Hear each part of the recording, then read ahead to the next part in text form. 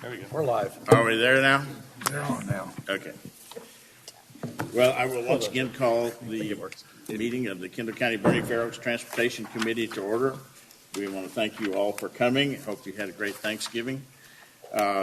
We ran on a little long last time. We'll try not to do that again this time. We do have a number of things that we need to cover in the vein of old business that needs to be kind of wrapped up from last meeting. So we'll cover that early in the agenda. But before we get into that, we want to consider approval of the minutes of November 2nd and November 16th. But we're going to do that after I allow my committee members to have opening remarks. So, Mr. Co-Chair. Welcome, everybody. And I just want to say personal thanks to my co-chair for writing a really eloquent article in the paper, in my opinion. I'm old enough to remember family gatherings, community gatherings where people got deep into topics without making enemies. It seems like a distant memory. It's sad. But I thought the article in the paper was heartfelt, personal, and absolutely true. So thanks. Other committee members? Ms. Hendricks, coming around. Going this way. I just want to echo what Bob said. I really enjoyed your article. Thank you for putting that together. You're welcome. Thank you. Appreciate the compliments. Moving on to the minutes of November 2nd and November the 16th. I will call your attention to the fact that the minutes for November and thank you, Erica, for doing this. The minutes for November 16th, Erica had a couple of places where she was suggesting inserting some documents and some other things. I have made a Scrivener's mark on there. That's on page 4. And I've inserted the table that we had talked about on the 16th on between pages 4 and 5. And then there's another one on page 8. So we'll get those actual changes made, but submitted to you for your consideration with those changes so far. Is there a motion to approve the minutes? I believe Bobby was out last on the 16th. He was here, but it was the last one, the 30th. He was gone. I'm off. I move that we accept the media minutes. Any further discussion?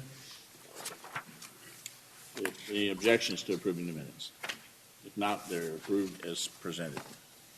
Okay, we come to our first opportunity for public comment.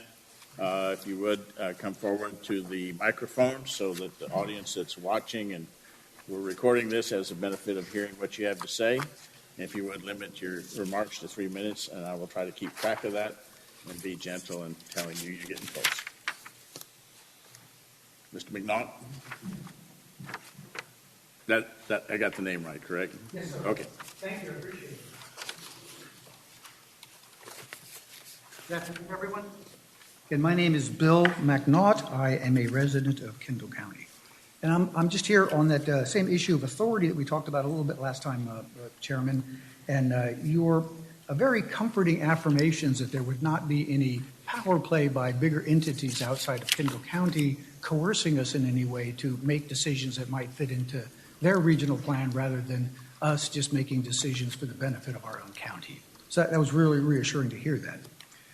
But we know that even inside the county, we have 3 municipalities. We're going to have to coordinate between the county and those 3 municipalities, and they're going to be asked to submit, they probably have already been asked to submit, their various road plans, even inside of the extraterritorial jurisdiction, and that the county retains its jurisdiction over those parts of the cities that are in the ETJ.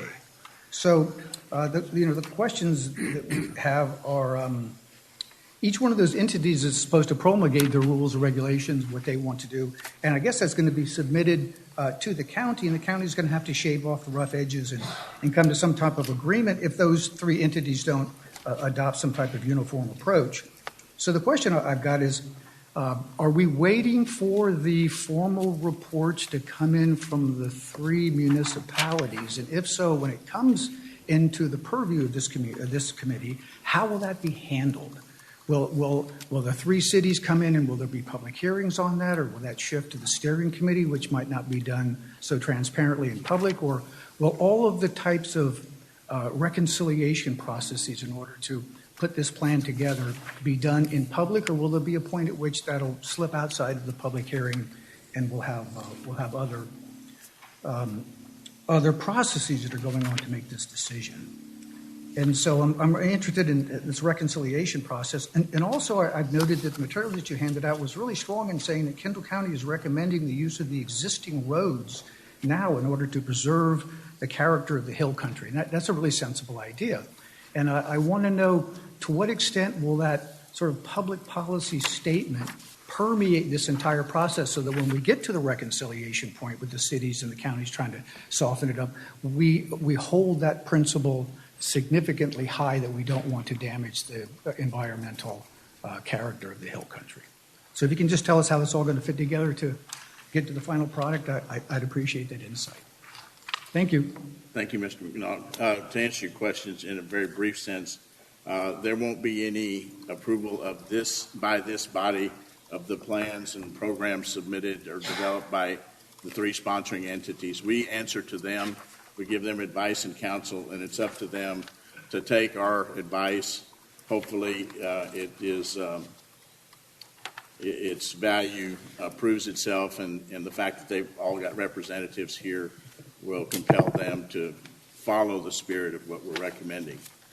With regard to your second question, I believe that what you read from there about that policy, that document is marked draft, and that's a proposed draft at this point.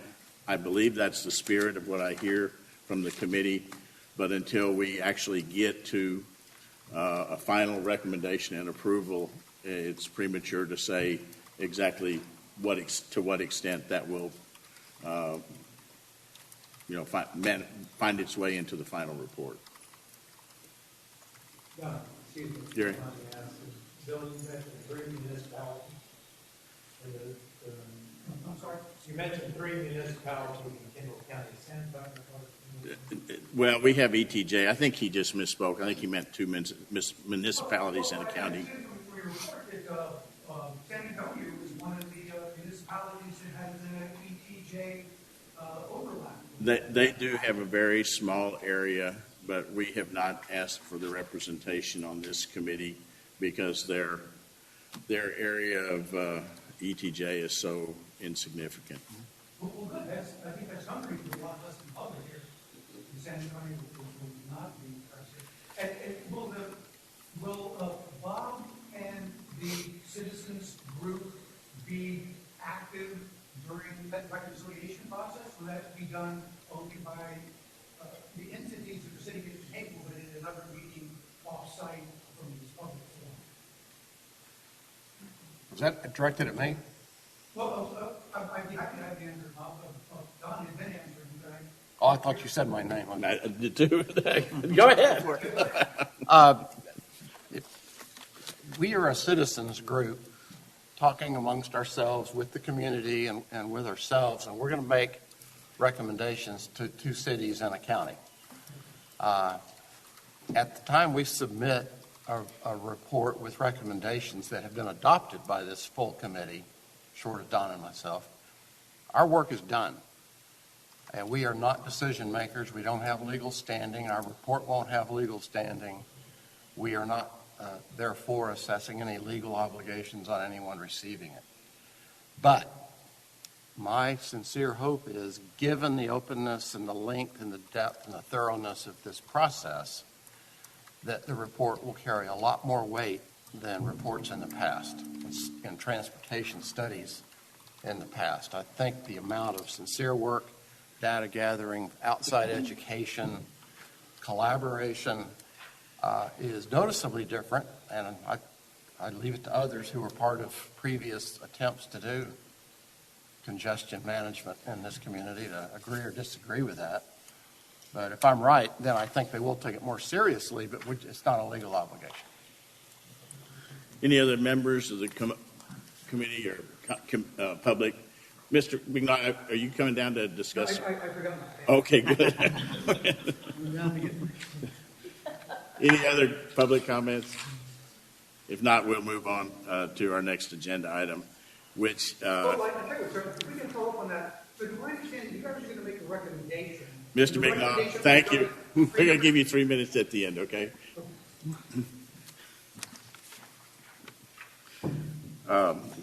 The item 4 is titled "The Top 10 Worst Intersections and Roads in Kendall County." And we have spent a lot of time talking about things that we don't like and things that can be better. And so Bob and I I don't remember where this idea came from, but somebody suggested that we might ought to just see what the consensus of the committee is. And so I thought it'd be fun was it John Kite? Or It was.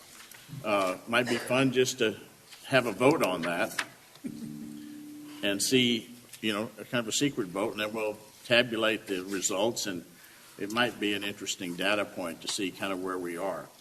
So I believe there's a group of sheets there, and it has this ballot, and it talks of the top 10 most congested intersections in Kendall County. It defines what congestion is for you in FHWA terminology. Of course, that's a very lengthy discussion.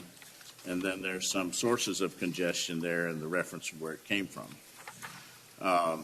John Kite took it so seriously last time that he offered us a list of candidate intersections that looks like this right here, two-sided document. And Bob and I talked this morning. I think what we'd like to do is kind of take a few minutes to look down through this and see whether this is all of them. There may be others on there that you think are meritorious of being considered for the top 10. I don't intend to, have a debate and deliberation about which one's worse. Let's just vote for it, and then it'll be what it is. But John, do you want to say anything else about your list before we? Yeah, one thing I want to mention on the list, like, for instance, I think we all agree that 46 Herf Road and Escher Road is probably the worst around here. But we've got to remember that until the city raises the grade there by 9 feet to get rid of the flooding problem, that it's no use trying to put a roundabout or anything else in there, and then they tear it out to raise the grade. So, that may be number one, but I think we need to remember that a lot of this is contingent on drainage that the city's going to do someday. And when the someday is, I don't know. So do we just go ahead and do something that Herf Road and all, and realizing that's going to be torn out someday when they raise the grade? I don't know. Well, I don't know, John, my response to that is that our job is to identify the most congested ones. And if there's some preparatory work, whether it's drainage or utility relocation, that if we identify it as the most congested, that might elevate the priority for getting the drainage fixed. So we ought to focus on congestion, I think. And I was thinking the same thing. The same thing holds true at Herf Road and Old San Antonio. There's same thing, drainage there. But I think, I don't know how I want to do it, but I'd say number one would be, but then I don't know, do we want to put a little asterisk, depending on drainage? I think we can outsmart ourselves. I think we just write down which one's the worst. Okay. And just kind of go on down their list, and we'll tabulate them. Obviously, we're not going to do that today, but then we'll present the results at the next meeting, and I think it might illuminate something for us. Yeah, so let's just go ahead and tabulate the worst ones, forgetting whether there's drainage problems that need to be controlled first. I had a favorite son, and that being Highway 27 and the Farmer Market 473 in Comfort. Plugging it. Well, now, that's good. I just did it for Bernie. Well, And it may not be a congestion issue as much as it is a safety issue. Yeah. So we're going to add RM 473 and This particular intersection, Yeah. I want to put that in. SH 27 and RM 473. Yeah, well, write it down on here on the list. Right. It's SH 27? Yes, State Highway 27 and Ranch to Market 473. So I have a couple of questions. There are potentially several intersections that have yet to occur on the southwest side in particular. For example, that Regent Boulevard and Scenic Loop Road, Upper Balcones and Regent, and I thought there was a third one, but maybe not. But they haven't been constructed yet, right? They really don't exist. But they have the potential, especially in that quadrant, to be problematic. And so at the outset, maybe considering that they have that potential when that area is more fully developed and plan for that. But I don't know how we want to handle something like that. Well, what we're asking here is, what do you think is the worst intersections right now? Okay, And this would hopefully feed short-term project priorities. okay, thank you. Dawn. Good afternoon, Mr. Banwell. I've got my ballot filled out. All right. Pass them down to you guys? Yes. Could I All just right, ask thank everyone just to speak up when they're talking into the microphone? I just have a hard time hearing. She can't hear. Yeah, I'm having a hard time hearing. So when you speak, if you wouldn't mind, just into the microphone. Okay. Thank you. So if you would, no other questions, or if you think of a question as you're going forward, sing out.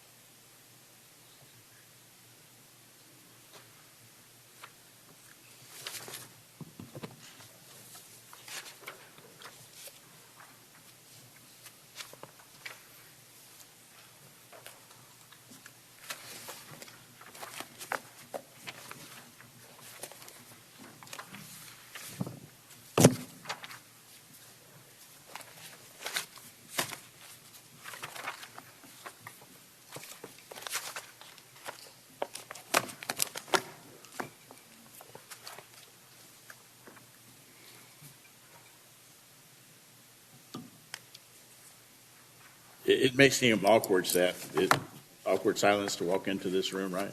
Yeah. We're voting. Yeah.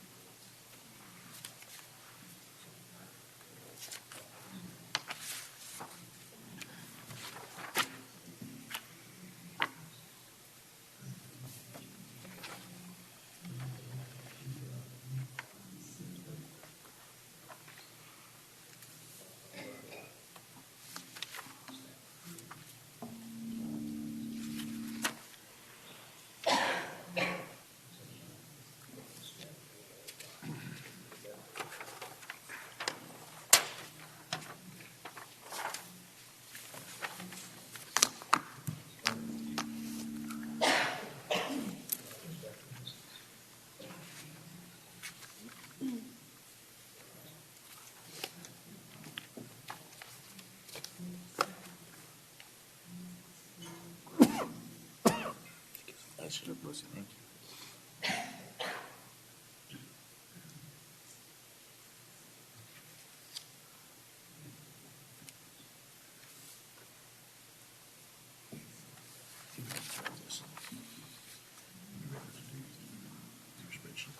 Okay.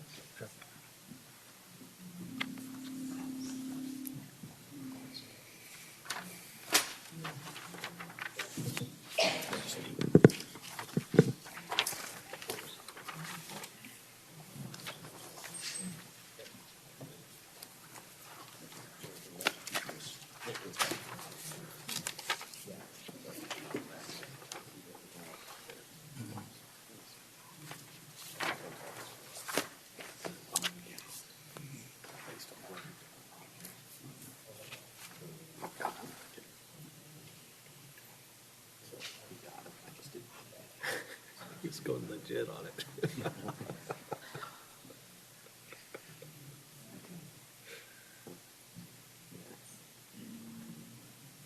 Y'all cheating. No. I've already turned it on. We already turned it on. Can't cheat after the vote.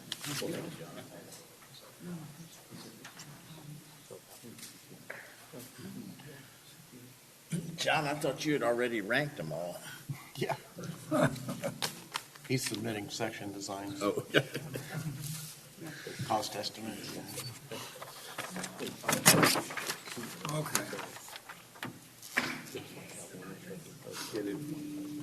Oh, sorry, I didn't know you were waiting. Hope you read it writing. Oh, you can write it fast. Y'all look through it right here, right? Yeah, in the future.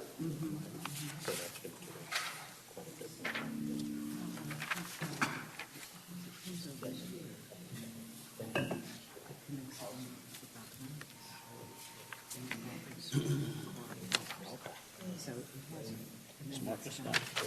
He's writing it down right now. And Hendricks?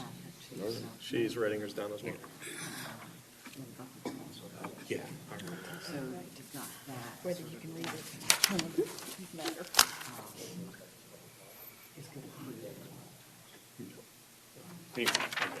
Okay,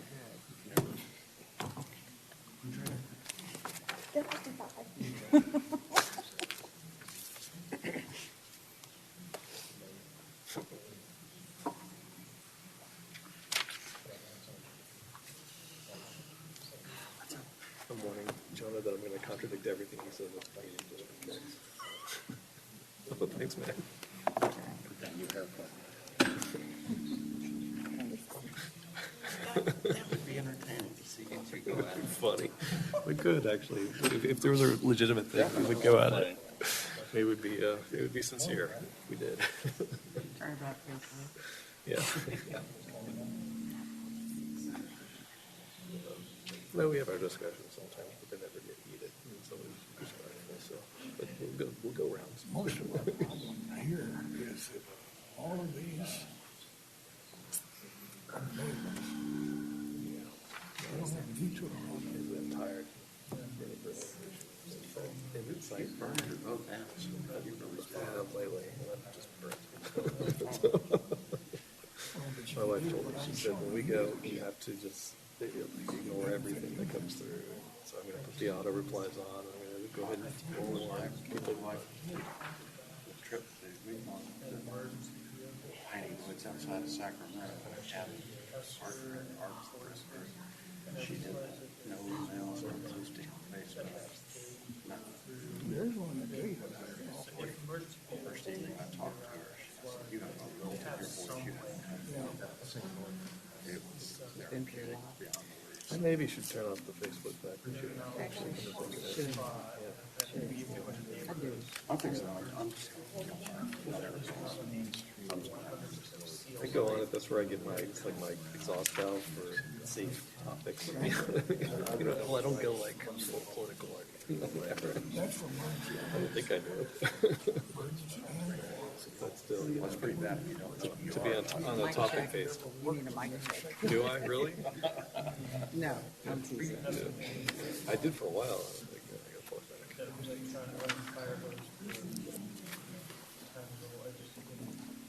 But really, it's just the time spent on it. It's a couple songs. That's how long I want you to go. And I do it with art. And that's where I get some random. It's sucked in a little bit, and then I go, yeah.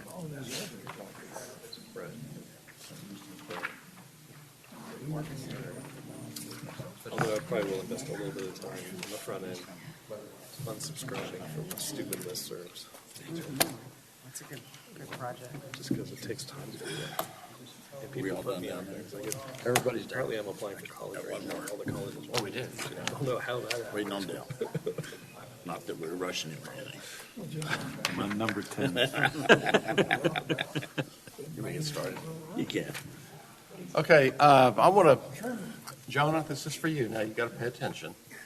At our last meeting, we were talking about some spreadsheets, some exciting color-coded spreadsheets that Donna put together about traffic counts and which ones were accurate in terms of today's traffic counts or not. And then on sheet number 2 was, all right, if we agree on all that, how do we use it to project any notion of future growth patterns? And he did a great job. Jonah, being the troublemaker that he is, pointed out that we were getting at averages by dividing by however many segments Don had divided a particular road into. And so, and he pointed out Highway 474 had 3 segments. One of the segments had a real high count of traffic, one had a really low count, and the middle one had pretty low. So when you divide by 3, you got an arbitrarily high average. So the notion, what came up was I offered to go back into the spreadsheet to create a plan B that just based on traffic counts, regardless of segments.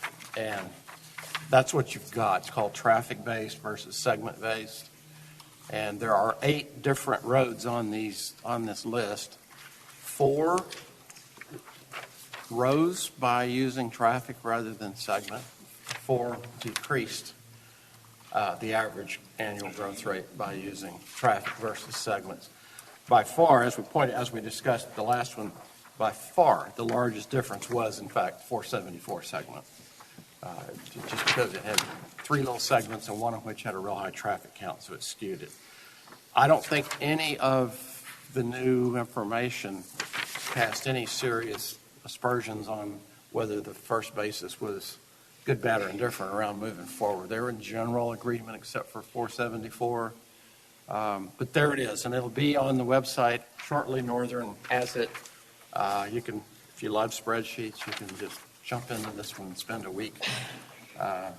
But there we go. I just wanted, I don't want to go through all of it now. It'll take too long, but it was interesting to do. I was surprised that any of them went up by switching to traffic versus segments, but half of them did, but marginally. So you've got it based on traffic, you've got it based on segments. Thank you for doing that. Bob, any comments from committee members? There'll be a quiz. I would actually like to comment on the survey we just did, or the, whatever it is you want to call it, informal polling. Just like Gary was talking about how, he has a circle of focus, I think I have my bias and built in with my sphere of experience, right? So maybe take my top 5. We're taking 10 you submitted. All right. All right, well, let's move on. We have been focused on math and spreadsheets for the last couple of meetings, and I think it's good that we maybe redirect our attentions to more substantive matters. We had offered up an initial partial draft of some policy recommendations. As you recall, we're charged with developing a long-range plan of projects, a short-range plan of projects, and policy recommendations to our 3 sponsoring entities. And so this was a draft. Mr. Van Wolf offered some suggestions that I think he and Ben and Jonah had come up with regarding greenfield projects, and I've attempted to incorporate those in here. So I'd like to have the committee comment on this. There may be other items that you would like to see included in the policy recommendations.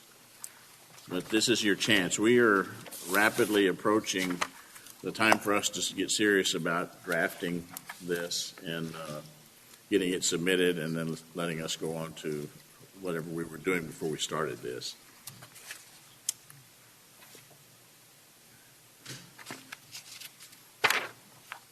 I have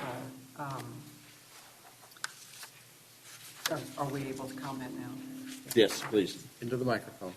Okay, let me see if I can project a little bit. But the first one, the downtown master plan, what concerns me is making a policy like that without a subsequent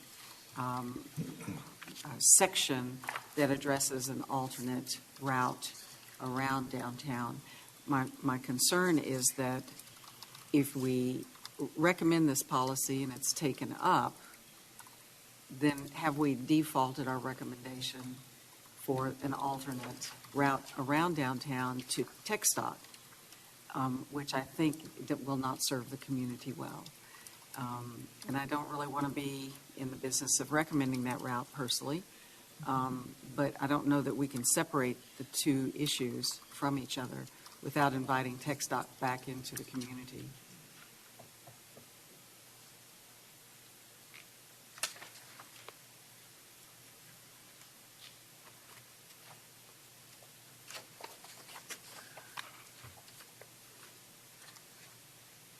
And by the way, I don't have problems with the research being done, but I do have problems if the policy stands and it's accepted and we haven't provided some input about that.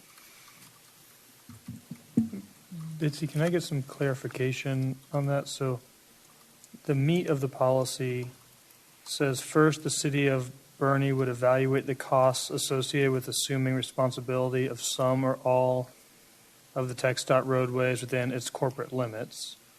And the second being equipped with the clarity of which entity controls the right-of-way, the city would undertake development of a master plan for downtown or for the downtown area of Bernie. Is one of those 2? I'm trying to have clarity of what's the specific part that you're objecting to. I'm not objecting to either of those points. What my concern is if and when the city of Bernie ever brings Main Street into their control, there has to be another route for State Highway 46. Is that the case? Do we know? I just don't know. If the city was to take over maintenance of that section of the road, does that mean that State Highway 46 no longer goes that way and they have to create a new route for it? I'm just asking. I don't know. I believe that would be the case. John, can you shed some light on that? If they decommission that, then there would be some alternate SH46 route. Now, it could be HERF, it could be another local street that could be redesignated. Is that correct? Yeah, and that's been stuff running through my mind. Like, for instance, I guess y'all are going to say number one was the Herf Road 46 intersection. Okay, if we started working on that, what are you going to do with the traffic? There is no detours for it. The same thing, like, I know TxDOT proposed a roundabout at Main and River Road. What are you going to do with the traffic that was going there to start with? We have no detours. So I think the city of Bernie needs to, in part of their stuff, come up with some reasonable areas where the traffic can go to. If they want to do stuff in downtown Bernie, in the core of Bernie, that's something they need to think about. And the other thing is, when the population gets to be 50,000 or 25,000. For the traffic signals? 50,000. That's what I thought, 50,000.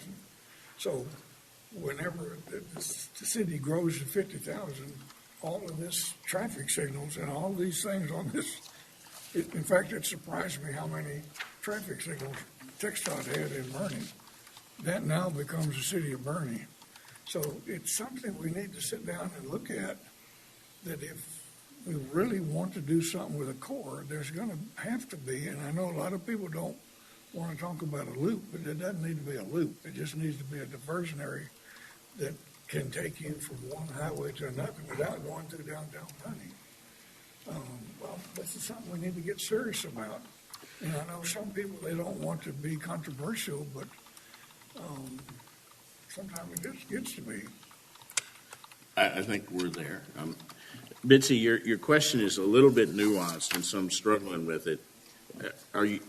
You would like to see the policy about the Bernie Master Plan expanded to note that there should be consideration of an alternate route? I think it's more about a community participation in the process. My concern is more about the participation of the community in that process rather than having it default to TxDOT. So, Don, I saw two possible solutions that I would like to throw out there. In one spot, it says the city would assume responsibility of some or all of the TxDOT roadways. One alternative, given that this is all about the downtown area of Bernie, would just be to narrow this to the part north of the 46, where River Road and Main Street. River Road, Main Street. So north of that would not be Highway 46. So that would be one way of narrowing that to address Bitsy's concerns, to just say, specifically, we're talking about that section. Is that the, what is that called? The something mile, Hill Country Mile, is that in that section? Another alternative would be to put some language in there, something about, I think Bitsy's concern is that if the city said, oh yeah, we want to protect the interior of the town, let's assume ownership of these roads, and suddenly TxDOT says, oh, well, because you've assumed ownership, we now have to plow this big road over here, and there's no input or whatever on that. And so perhaps just if we provided something in there that said providing an alternate 46 route is not required, or is, there's significant community involvement in any alternate routes that are proposed. I don't know, I'm just trying to think of some other way to. Either one of those suits me, I think.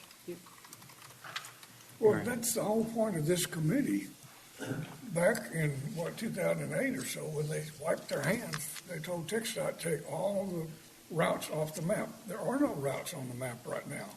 That's what we're supposed to be looking at. John, I agree with that. I think the Bitsy's point is valid in that she's just saying that this is almost a back way of approaching that. We should talk about alternative routes directly and in the broad daylight of everybody, but we shouldn't. But Bitsy's concern is that by having this policy in there, we're kind of encouraging some other route without actually talking about it, I think. And so, well, isn't that what we're supposed to be talking about? Well, not to necessarily. address Bitsy's concern, couldn't we just accept State Highway 46 and say, I'm sure, Jeff, the city would never consider taking over 46 anyway.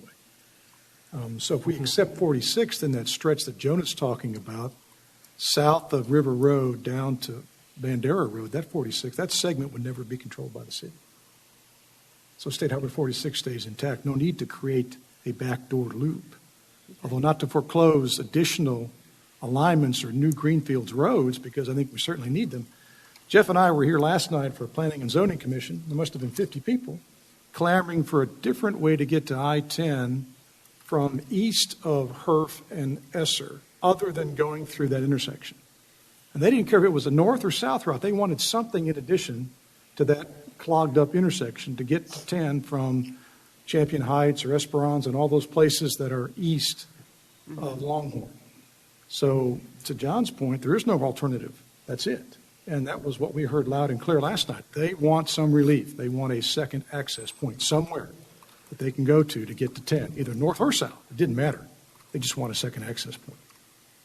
Well, you know, I made a presentation to y'all about just that, going from roughly Esperanza to Copper Creek, tying that on around to South Glen, which ties into Cascade Caverns, which is on the city thoroughfare plan. And what I'm saying is, I'm not interested in coming up with new routes that cut across country. Why don't we just honor what the city already has? Which does just what you're talking about, the people last night talked about. Now, some of that, well, it's basically, what it is based on is as development occurs, they honor the thoroughfare plan. And when each development does their part, you'll have a continuous thoroughfare. And I think that's the way we ought to go. Like I say, I'm not suggesting new routes. I'm saying let's use what the city already has on the thoroughfare plans. Now, it does go across open country, but all of this stuff went across open country at one time or another.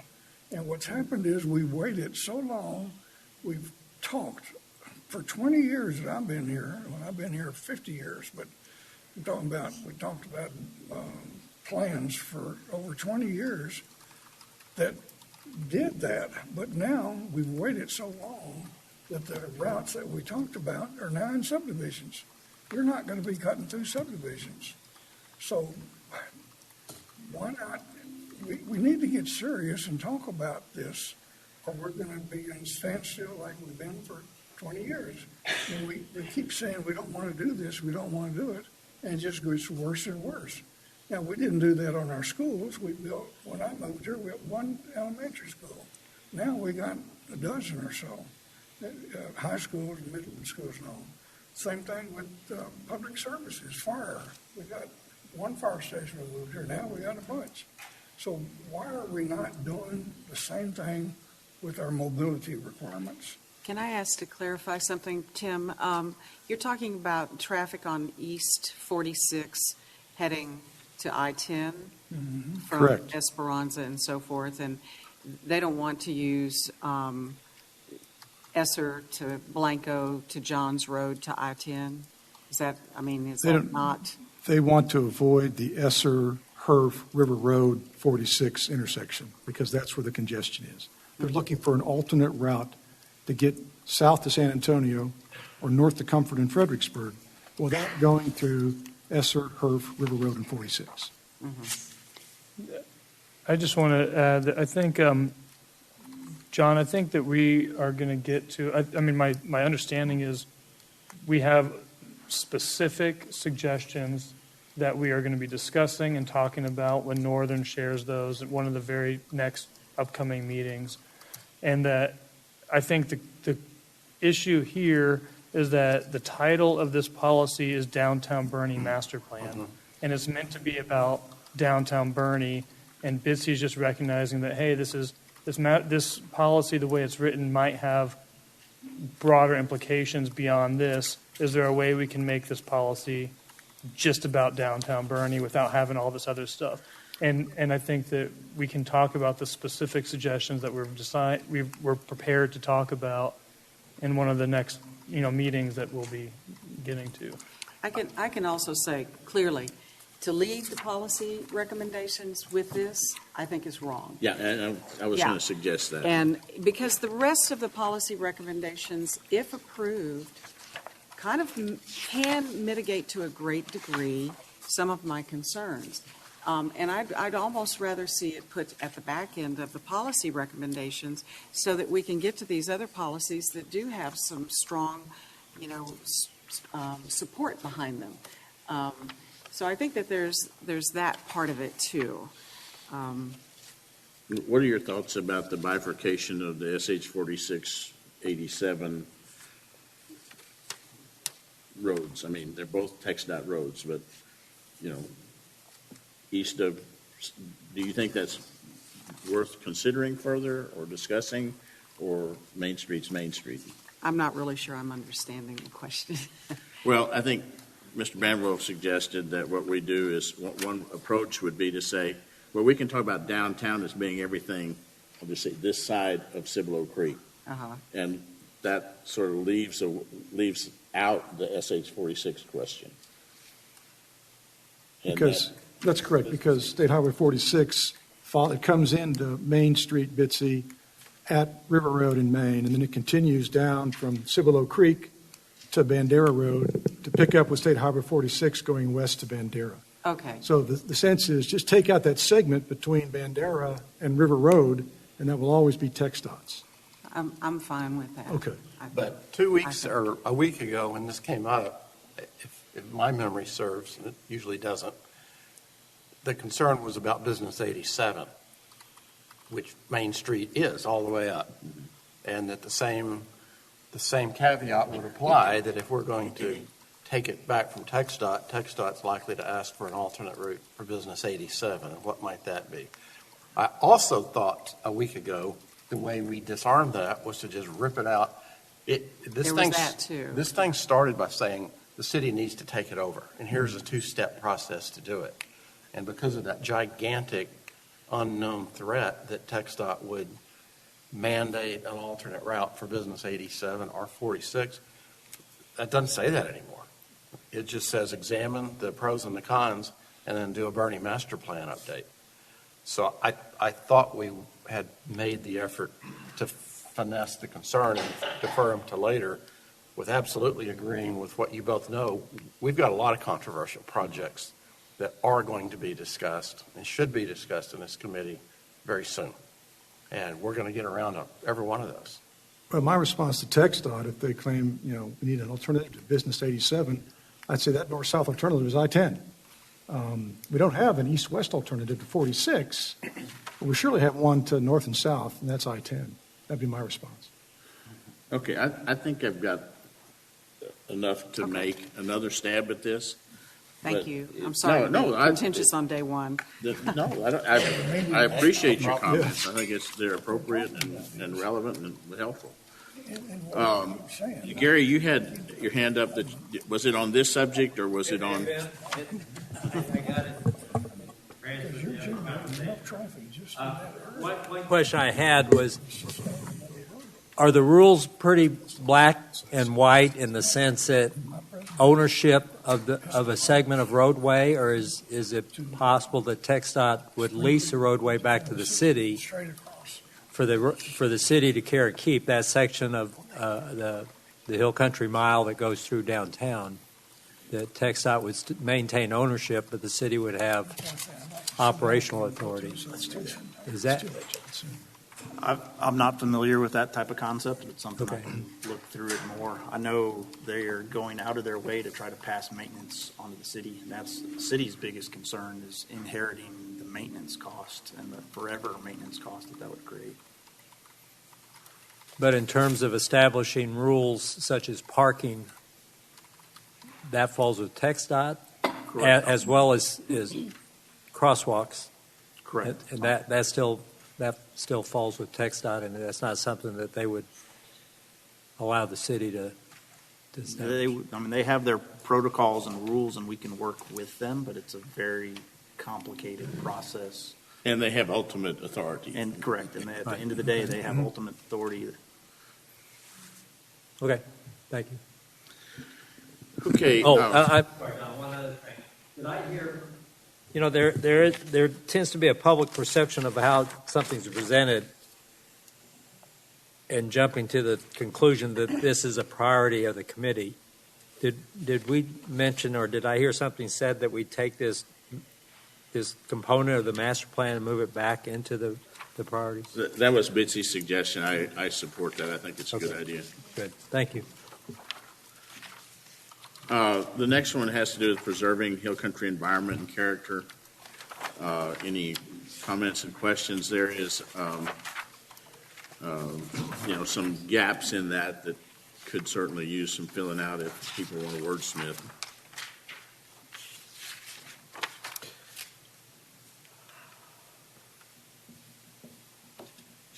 So there are some gaps. And I fear to speak because I'm not a good wordsmith, but it's very supportive of preserving. I'm not sure it says that, and it doesn't say a whole lot about the consequences to our water resources when the roads are not very carefully managed. Donna brought to the microphone last time the gentleman who had the accident and ended up in the creek, spilled a good amount, enough oil that mitigation efforts had to be made. And she's also presented information that there's a very large swalette, I believe, just past the bridge along. So it's not it's not but 150 yards. And so I would like to have it expanded to just make sure that we have design criteria that mitigate the harms that could potentially happen should any new roads be built in those sensitive zones.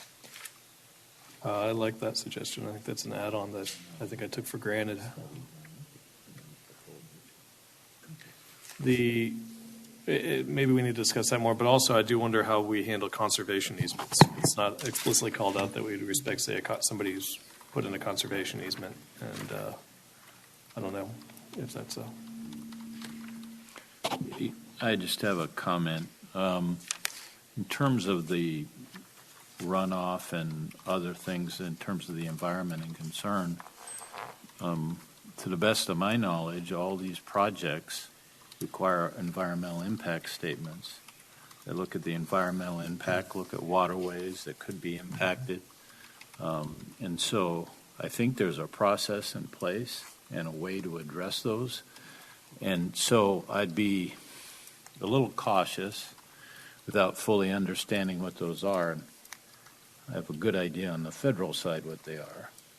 So making policy comments or expanding what we have here without knowing exactly what the environmental impact statement process is for projects by the city and the county, I think would be ill-advised for us to guess what that might be or what we should include or not include.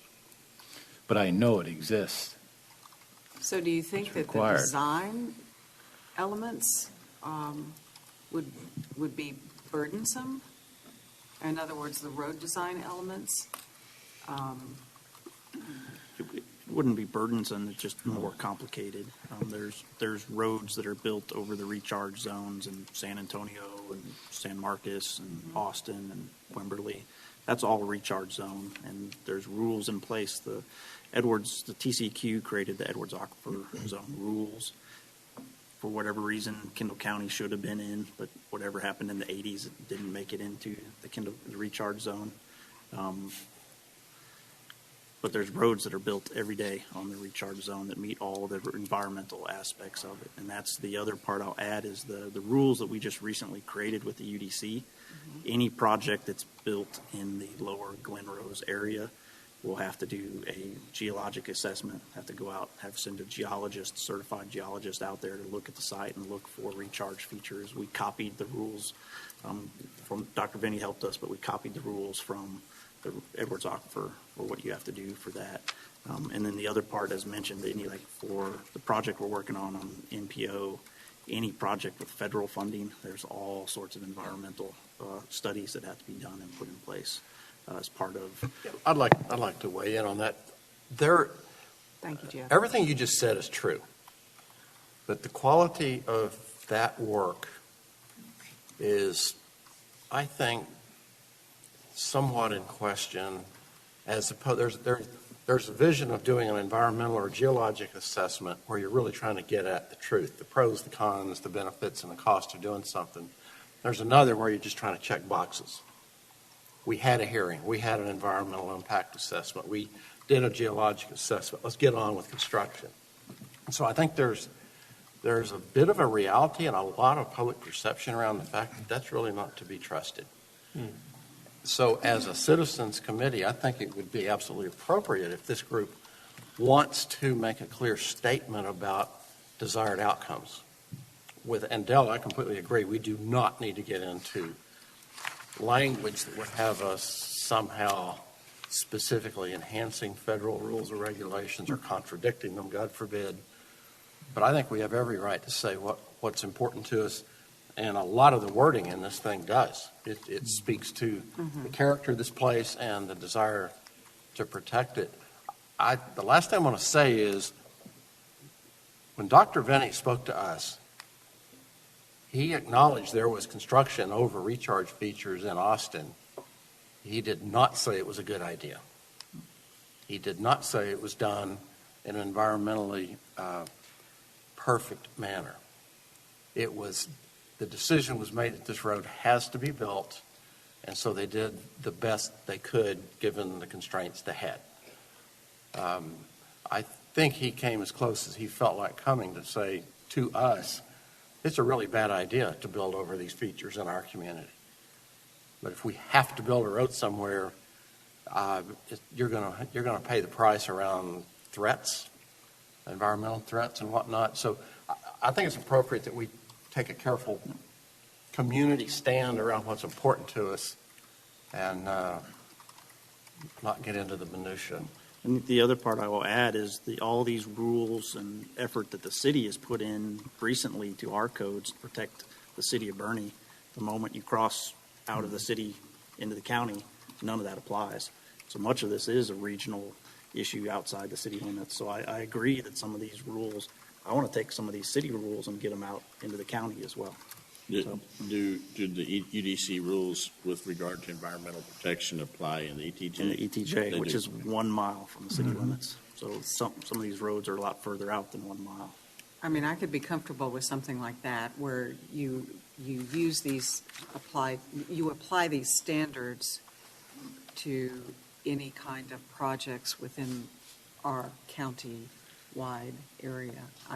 I don't know if that has to come from the Commissioner's Court, or if something to that effect in this document, to utilize certain standards in consideration of any roadway through there. I'm not in favor of it, of the roadways in these sensitive areas, but if we're going to address that here, policy-wise, I think something to the effect of the best we have to offer, we want to use. Well, my concerns extend beyond just the projects that governments promulgate. I mean, we have subdivisions that, There's that too. Yeah, that would like to build roads. And I think that if we're concerned about the environmental impacts, we need to be concerned about them as well. So,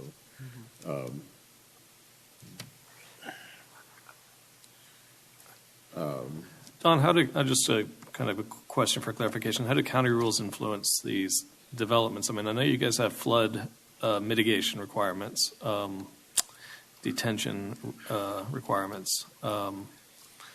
But yeah, it seems to me that there may be some room to adopt some elements of that. Certainly our county regulations, while better than they were 30 years ago, could use some improvement, particularly in the fast developing parts of the county. The difficulty in that is when we adopt policies, they apply all over. So gaining support for that's not always the easiest thing to do, but it's still, I think it's the right thing to do. Bitsy started off by mentioning the consequences of, failures.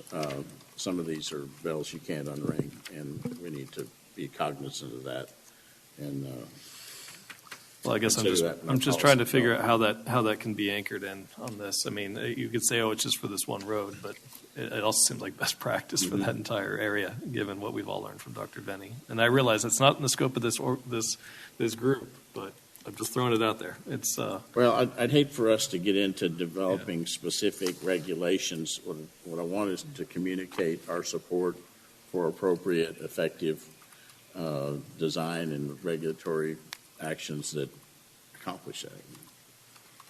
fair enough. Understood. Could we say that it's our desire that whatever occurs in the county outside the city's ETJ apply the environmental best practices consistent with the city's recent adoption of the UDC? Well, I think so. I haven't read those, but that sounds, I mean, that would be appropriate, at least in that part of the lower Glen Rose. Whether that's appropriate for Steeler Hill, I don't know. I don't think it would be. And what's interesting looking at the maps is, so here in Bernie specific, Lower Glen Rose is kind of the southeast part of town. Lower Glen Rose actually appears again further up in the county in different areas as it goes up and down in elevation. When you get back closer to the Guadalupe, the Lower Glen Rose comes to the surface again. So it's interesting to look at a geology map for that.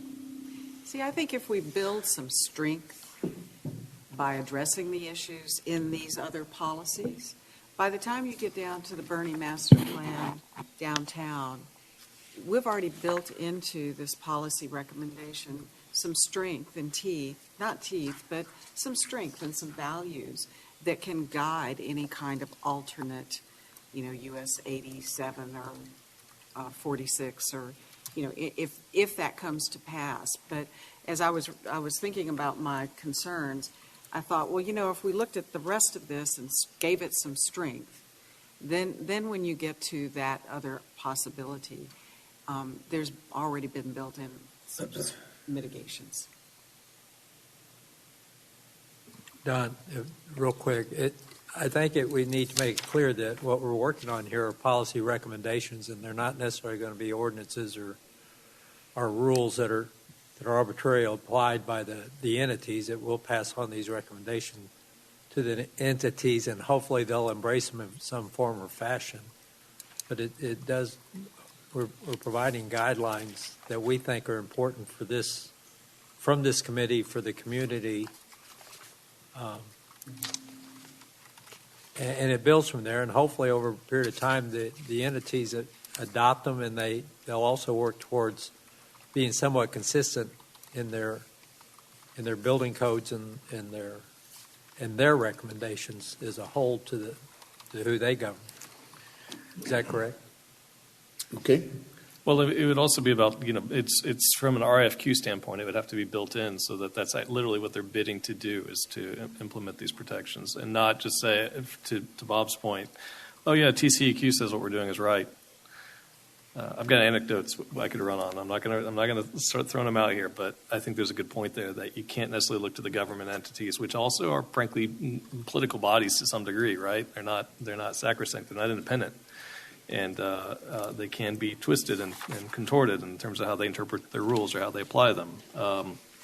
So I guess my point being that, yeah, these have to be pretty hard and fast and built in to where they're not just suggestions, they are criteria. And any RFQ process, for example, would have to incorporate that. So what I'm hearing is, remember, we have to have a consensus vote of a quorum present to formally adopt this stuff. So you put voice to a real need to improve this section. Who's going to do it? We need a little subcommittee of wordsmiths and thoughtful people to knock it out. By this section, Bob, are you referring to that specific policy recommendation? Or are you I am referring right to now, yeah. Okay. So here's the thing. I watch my co-chair up here go away and do the best he can at taking notes and reading y'all's minds and coming back and putting it out, and then we have a similar discussion again. And John, you're saying you're ready to quit talking about stuff and do things. we need this committee to author some of the language here that you're going to support, or you're ready to put to a formal vote, and you feel like it has a chance of working. So rather than going back and forth and round, I think if a group can strengthen it, like you're saying, then that would be very helpful. Well, Bob, I'll do it, but only if I get to work with Bitsy. Done? I'll do it. Okay. I would like to suggest Jeff maybe be involved. Is that okay to ask you to do? I'll be wherever I'm needed. Okay. And I'd Spirit, Jeff. like to offer myself to be involved as well. I want Jeff involved as a resource, not as an author. No, fair enough. That's fair enough. That's fair enough. But yeah, I'd be happy to do that. Good. Okay, just to be clear, y'all are going to take on the preserving the hill country environment and character. Yes. Yes. Yeah, I guess water is part of the environment, but yeah. Right, I mean, there's some other parts in there having to do with roadway illumination, dark skies, trees in the right of way. I'm good with all of that. Okay. Going back to my earlier comment about conservation easements. Conservation easements, I think that's part of the hill country character. Okay. Yeah. What about, wouldn't it also belong in the preference for acquiring lands along existing rights of way?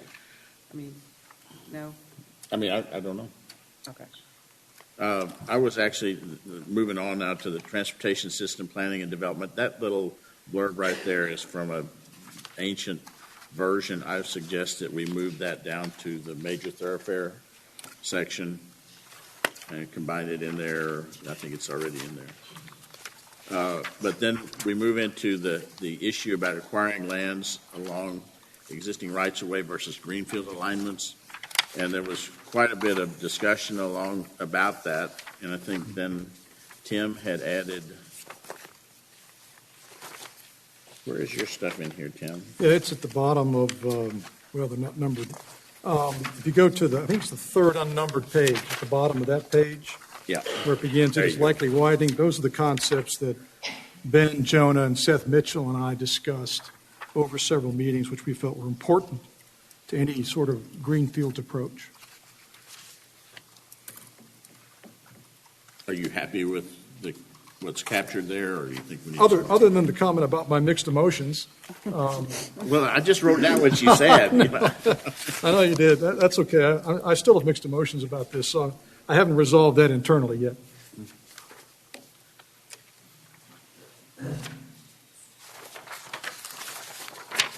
I don't have any mixed emotions, I mean, for one thing, screening, of course, it creates a more attractive experience, but the other thing too is just noise abatement. The noise from highways is can be heard pretty far, and we tend to ignore it, but it's always there.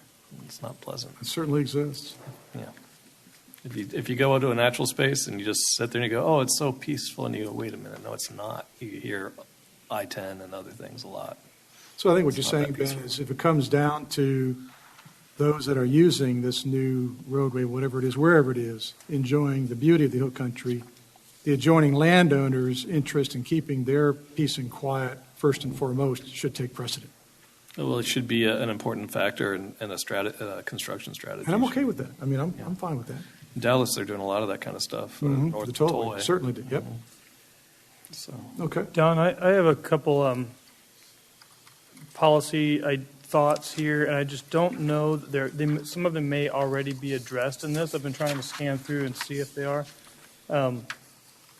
But I just wanted to share them and see if you think they've already addressed a certain section. My first one is I think that before any kind of greenfield projects are considered, that we need to have a strong demonstrated need, and it needs to show that, and we need to show that that need can't be addressed through intersection and improvements of bottlenecks in our current infrastructure.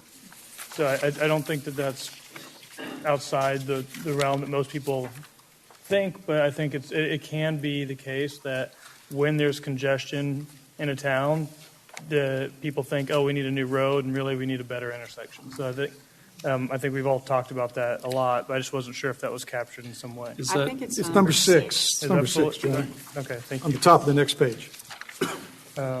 It just doesn't have,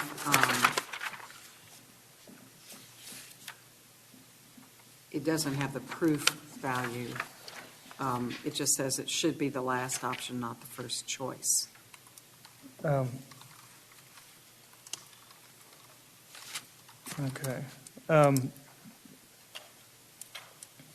The other one, which I think might already be in here as well, but I just want clarification on, was I think it's the purview of this committee to be worried about solving our local traffic issues, and I believe you talked about that somewhere in here. You know, we're really trying to focus on solving local congestion and local mobility, not the big regional problems.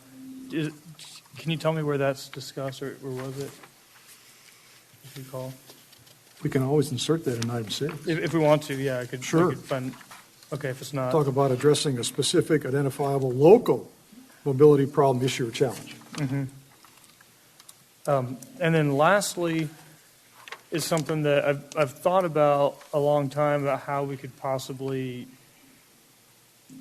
incorporate it. I don't know that there is actually a way to or a mechanism to, but just in relation to development planning, I keep thinking about how previous planners continued to approve subdivision after subdivision out 46 going east, knowing the limitations of our infrastructure that we had, and leading us to a situation that we're in now where we have hundreds and hundreds, if not even well over 1,000 homes that have already been approved and not yet even developed on 46 East. And we've built ourselves into a real conundrum. And so I don't know if there is some kind of policy that can be stated, or some kind of intent at least, that to me we've, because of that previous approving of all those projects, we've put ourselves into a situation where we have very few good options and real difficult decisions that we're being forced into making. And I think that is sort of an unfortunate sort of backwards approach to planning. And I wish there was some kind of policy we could invent here that would say, hey, we need to have infrastructure in place, or some assurance that it will be in place before we approve all the subdivisions that now mean we have to build roads through people's property and stuff. So I don't know that there is. I felt like voicing that. That's a nice thought. I don't think that happens anywhere in the world. Yeah. Government infrastructure, government's responsible for general infrastructure, always playing catch up. Yeah. Well, along those lines, I mean, that's the idea of using a thoroughfare as the rationale for the construction of portions of a road versus, claiming, using eminent domain to go ahead and throw in a greenfield road. I thought we discussed that. I didn't see that in here. So in other words, we're not saying, oh yeah, well, we need, one of the thoughts I have around some of the gateway proposals, it was, oh well, all these other people are building all these developments out here, so sorry, Tom and Tracy, you have to give up your land to facilitate the movement of those people that moved in, and it seems like an unfair deal to say, well, that's just how it's done. Well, yeah, but that's just how it has been done. That doesn't necessarily how it has to be going forward. And of course, the purpose of a thoroughfare plan is to preempt that issue so that the developers are actually ceding some of that land that they're going to develop to create that interconnected network versus raw greenfield development. Well, there are some, even on a major thoroughfare plan, there are some portions of land that are undeveloped, that are likely to stay undeveloped for a long period of time. Correct. Our thoroughfare plan is, the city doesn't go build those roads. No. We put them on the thoroughfare plan, so when one day, if it is ever sold and developed, that road can get built how we want it to be to provide interconnectivity. But we don't go out and build those roads, no. But your concept, I think we did discuss it as a subcommittee, but I'm not sure we ever decided that there was any concise, specific language that we could write that would capture that concept. It looks like it's going in the direction under interconnectivity on the next to last page. It's heading towards that direction. It's just observing, though, that the current conditions are what they are because of those decisions, without any kind of recommendation. It's the same sort of discussion. I know we had this discussion, Ben, Jonah, and Seth, about when we sat right there at Dodging Duck and watched River Road traffic sit there for 60 minutes during rush hour. You know, is it incumbent upon a community, a county, to put in new greenfield roads just so folks that live on East 46 have a 45-minute less commute one way each day? It's value judgments, I guess, and that's part of the discussion as well, and should be. Fair enough. Well, the major thoroughfare or master thoroughfare plan, in my opinion, it's a good process, but it's not perfect because it provides the opportunity to get some of the land by the developers, you know, the developer helping with the greenfield project, but it doesn't complete the functionality of that. And that's where, how do you do that? And probably it's good that we recognize that there's a shortcoming in that process. I figured you were thinking that. So Don, I want to propose just a few specific changes to item number 6 there that I think would, maybe we'll see if people agree with them or not, but right now it says new alignment should be the last option, not the first choice, and they should address a specific, I'd like to add the word local, as Mr. Banwolf suggested, specific local identifiable mobility, problem, issue, or challenge. And there I'd like to add something to the effect of that can't be solved via intersection improvements or other means, or something like that. If that seems appropriate to folks.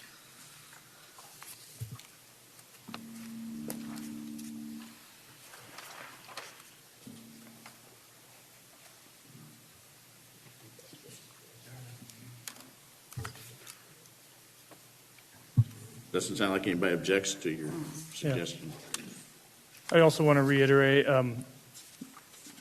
my thanks to you for being willing to continually do what Bob described, is write all this stuff and then have us all argue and throw rocks at it, and then That's go okay. back. That's okay. Yeah. Let's just get done. Yeah. So what is the specific verbiage you're suggesting? I got local identifiable, but after challenge, I think you said something like that cannot be addressed by any other means? Yeah, or that can't be solved via intersection improvements or other means was what I said, but I'm sure that could be wordsmithed better. Yeah. I mean, you could just say otherwise resolved. It can't be Sure. otherwise resolved, Period. period. Okay. Do we have to that point, though, if we take out the emphasis on intersections, do we have that in? I mean, I didn't catch it someplace else. I do kind of like that focus, since that often can be the overlooked big bear of the. Yeah, and we've spent a fair amount of time looking at intersections and improvements and what they've done in other municipalities and helps with throughput as opposed to widening roads. And I think that concept, what your point on improved intersections makes that. And I think it has to be specific, and this would be my recommendation. I'm good I like with that a lot. Yeah.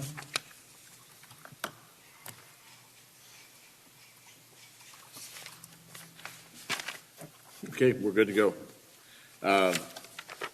Moving along, we've got a recommendation that the city and the county use consistent right-of-way and roadway geometric standards. I think conceptually, we're all okay with that. If you have any specific language that you don't like there, let me know. There's a section about interconnectivity, which we've addressed many times. I don't think we need to go into that. Well, except it needs its recommendations. It does need a recommendation, and, I mean, so how do you want to have that brought about?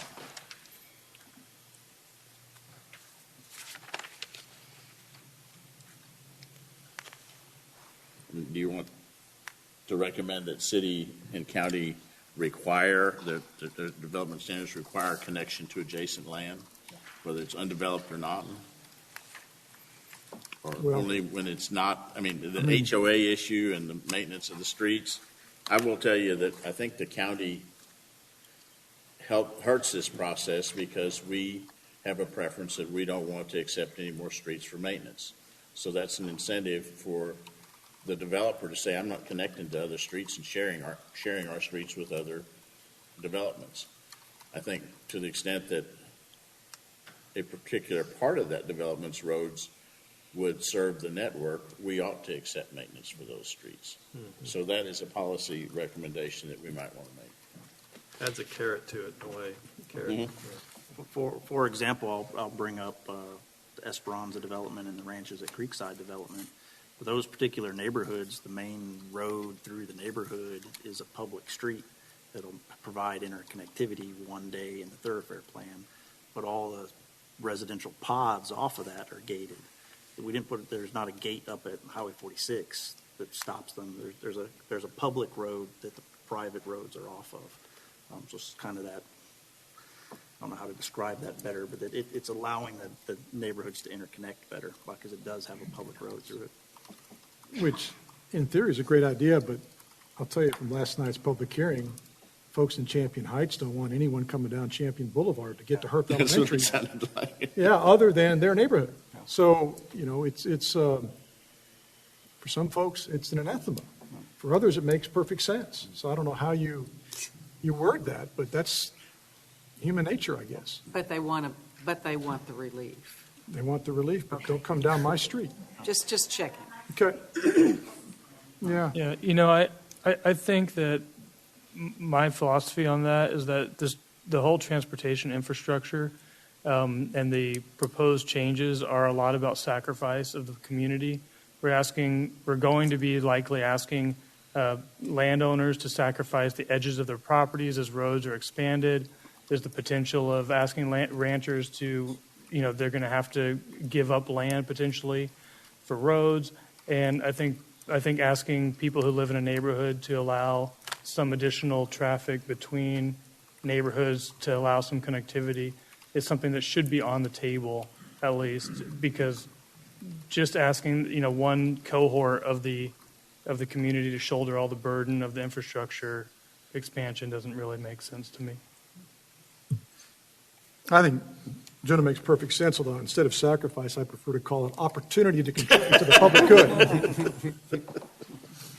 also recommend that you say 1 point of access or more than one. I think it'd be beneficial. He doesn't have a mic.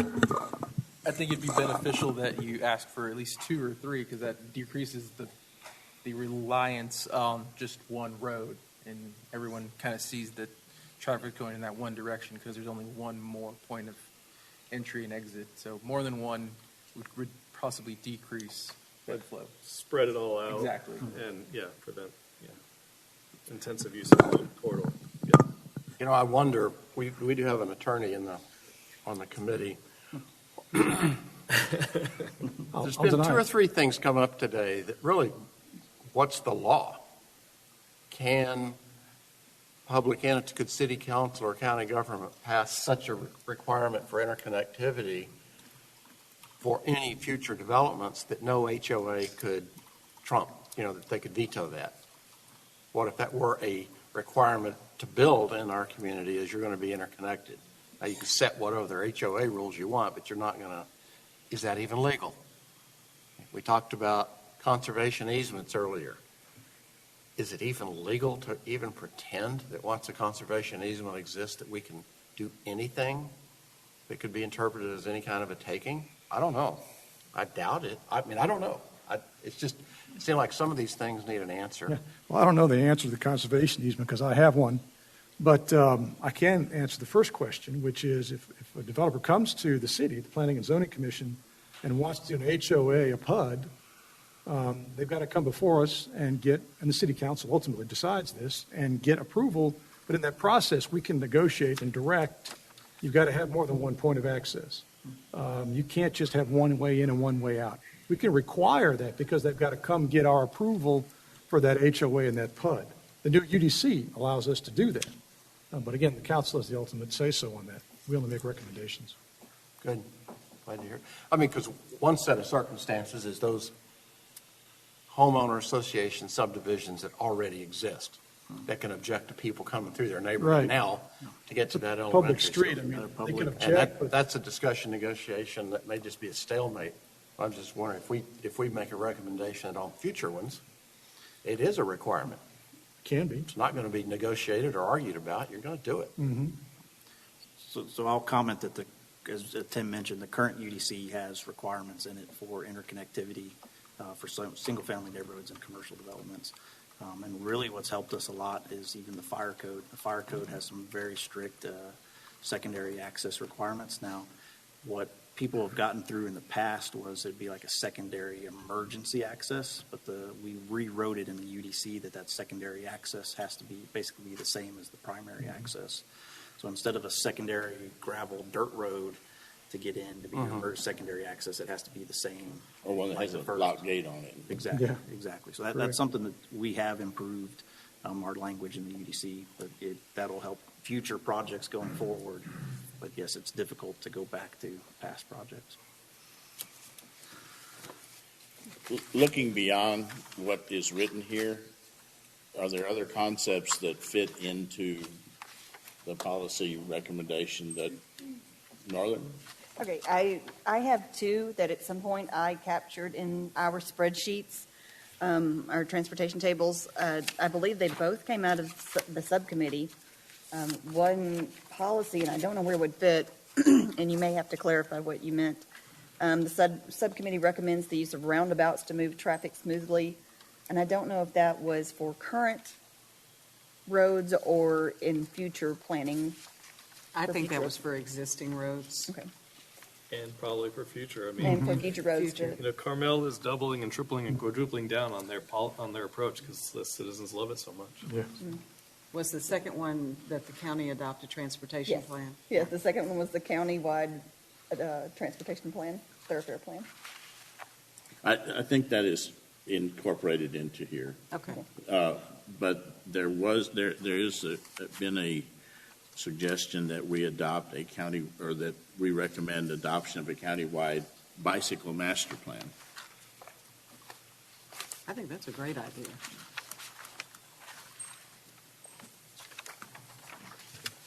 There may be members in the audience who are willing to write that for us as well. The work avoidance in this committee just is. So we do have some audience members who are very sincere in this, and then also we do have a committee member, Bobby Bayi, did I get that right? Has some experience in that, and so that's where the subcommittee comes in. So, Okay. which if anybody in the audience wants to be a part of that, other than who I haven't spoken with, please let me know at the end of this meeting.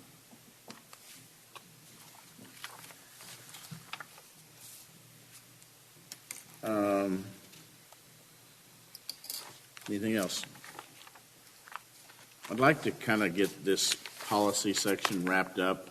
I know that we have one more meeting right before Christmas, so I don't think you're going to have time to do it now, I mean, before that meeting. Yeah, no, there's no way. But do you think maybe shoot for the second meeting in January, we can have this completely wrapped up?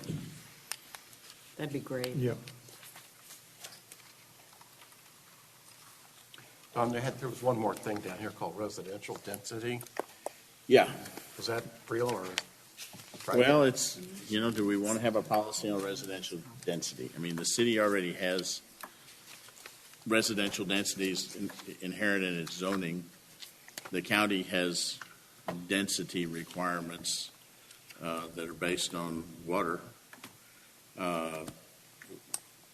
They are often circumvented by, bringing water from outside the county. Do we want to have a discussion about residential density and how that affects transportation, or is it obvious enough that we don't need to waste the paper?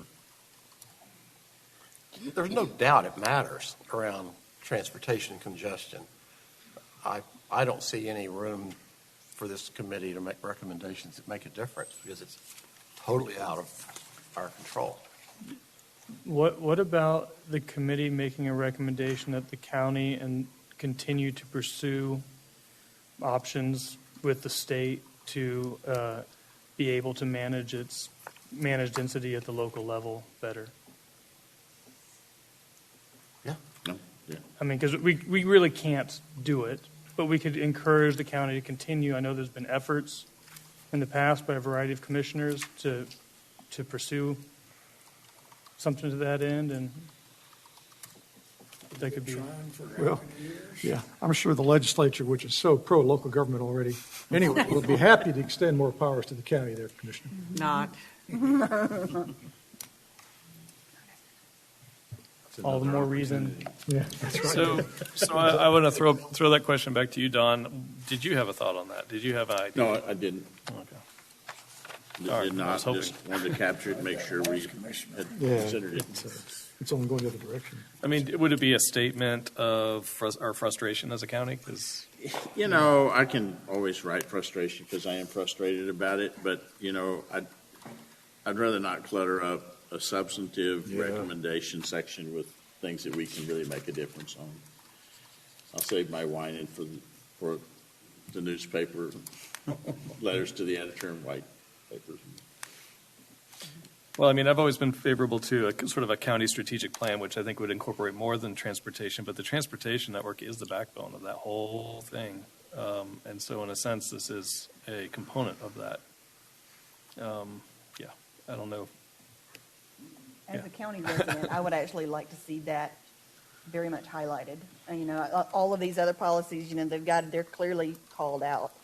But yeah, I would like to see, I think, a county-wide transportation plan highlighted as one of the policies. Because I know you guys had it highlighted and singled out. And I think we could potentially, in relation to what you're saying, Don, about trying not to clutter it up, I think there could be a very concise way of just saying that the ability for the county to develop a meaningful transportation plan and to effectively, you know, plan for its future growth is very limited under current state law, and we will continue to make efforts, or should continue to make efforts, blah, blah, blah. I realize it's just more stuff that we can't do under the current situation, but I feel like recognizing the citizens support that, or at least this committee of citizens does. I got the blah, blah, blah down. Could be Okay. 1 or 2 seconds. But no, I think you're right. And the county can do a better job doing comprehensive planning, long-range comprehensive planning. In fact, just as an aside, we had interviewed or had a presentation from Lisa Mutchler from the Texas Engineering Extension Service, who does this. One of the few counties in Texas that has done comprehensive planning is Waller County, which is not dissimilar to our county in the sense that it's faced with huge urban growth, sitting next to a large urban area, has transportation issues, and they have a fairly decent plan. You know, it remains to be seen how well it's received and how well they can administer that. But TEEX provides that service. We were starting to move that direction, and we got suspended due to COVID. We'll see whether the court will take that up again in a future budget. But we are doing a long-range facility master plan, so it's a step in the right direction. We are at 3:45. There's one more thing that I'd like to look at before we move to closing public comments. On the back of your agenda, there is a list of about 30 different locations. It's titled Local Street Traffic Count Locations.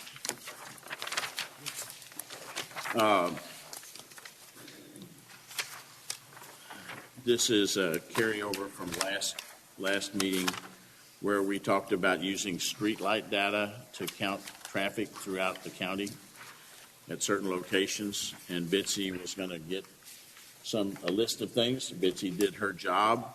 She sent me a document that had several different locations that she would like to see traffic counts at using streetlight data, and I believe I've captured those with the X's there in that middle column. There are some others that you did mention that I thought it would be good for us to include. So I used this to figure out about how many intersections or locations we would actually count. And it's 30 for the audience. I think that Streetlight Data has a package where they will provide you a subscription service that will count up to 100 locations. So I have made an inquiry to them to see what it costs. I believe the cost is fairly nominal. And in the meantime, I think Jeff has found out that TxDOT will maybe allow us to go forward with their data on this many locations so that we could gather this as baseline data and use it to extrapolate into future growth. Anybody has any objection to doing any of that, or if you have others, please send me a location. I think we've got flexibility here, but this is what I'm going to use for now, together with the information that we got from TxDOT that's in the other spreadsheets.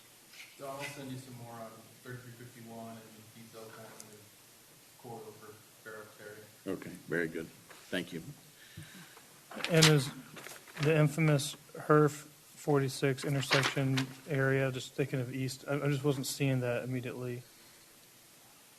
The HERF, what?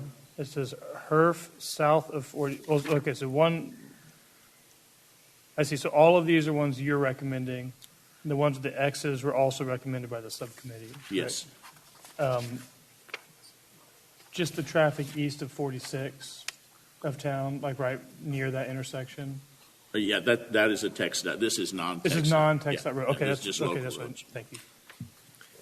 I might suggest, Don, based on how the balloting turns out that we did earlier, that if there are some intersections listed in our top 10 that aren't covered by this, we include them. Yeah, agree. Good point.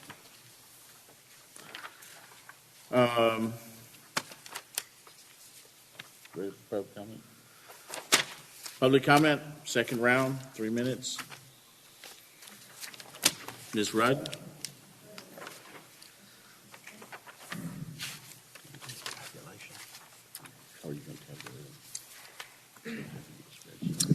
Hi, Alexandria Rudd, 68 La Concepcion in Kendall County. I caught a few things that piqued my interest. First of all, the density issue. I believe that's very important. I know it's a frustrating process, and it's well beyond the scope of my knowledge of how we're going to address that.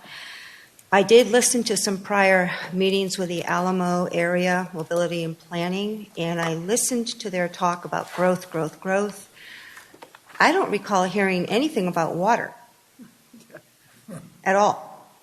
Not one word. Now, it may have been there, I may have missed it, and it might be another video that I haven't seen yet. But without water and with a major drought, perhaps as bad as the 1950s, what are we going to do if these borrowed sources dry up? San Antonio is borrowing water now for saws from an outside source. Unless that's coming from the Pacific Ocean or some, source that will never run out, if we have a bad enough drought statewide, those sources will be gone. And if we've already depleted our groundwater or an aquifer strain to the level where we hit a bad water line, we're all going to be in trouble. And it won't just be a few farmers who are out of luck, which has already started to happen in some areas near Williamson County. They've had a lot of growth, and wells are going dry. And if you don't have $30,000 to drill a new well, you're out of luck.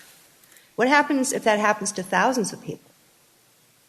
What happens if we ever hit a bad water line? It's never happened yet, but if that happened to the Trinity or the Edwards, we would have a catastrophe. Water is a big issue, and it needs more attention, and it's a critical issue. It is the lifeblood of our entire state, and without it, we are not going to have any economic growth. We have to protect, and at some point, we may have to just say no. We're going to have to learn that word, no. We don't have the water. This is a semi-arid area.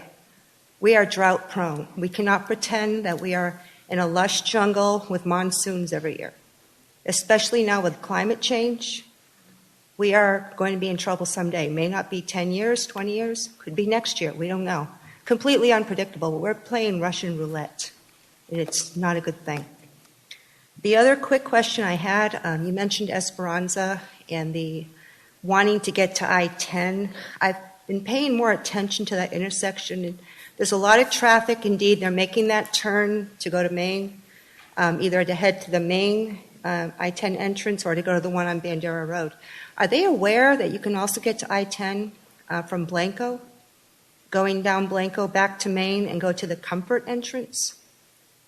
If perhaps we can make improvements at that intersection and some of those people could divert to that route, they could still get on I-10. It's inconvenient. However, compared to building a whole new road that will also be very expensive, it's another option.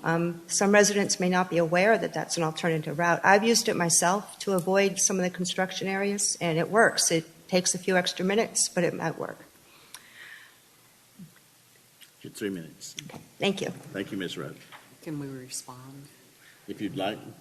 Yeah, Ms. Rudd, the subcommittee took a look at enhancing all of the access points up to I-10 and to improve the intersections and the center turn lanes, get movement through that, thinking that, you know, if you go to North 87, Johns Road, and so forth all the way down, it would make things a lot easier. The difficulty right now is that TxDOT is also there too. So we did consider that, and it's part of many of our recommendations. I'd like to make an additional follow-up comment, which is I really do appreciate your comments about water. Those are very well, I mean, I resonate with them personally. I share those concerns.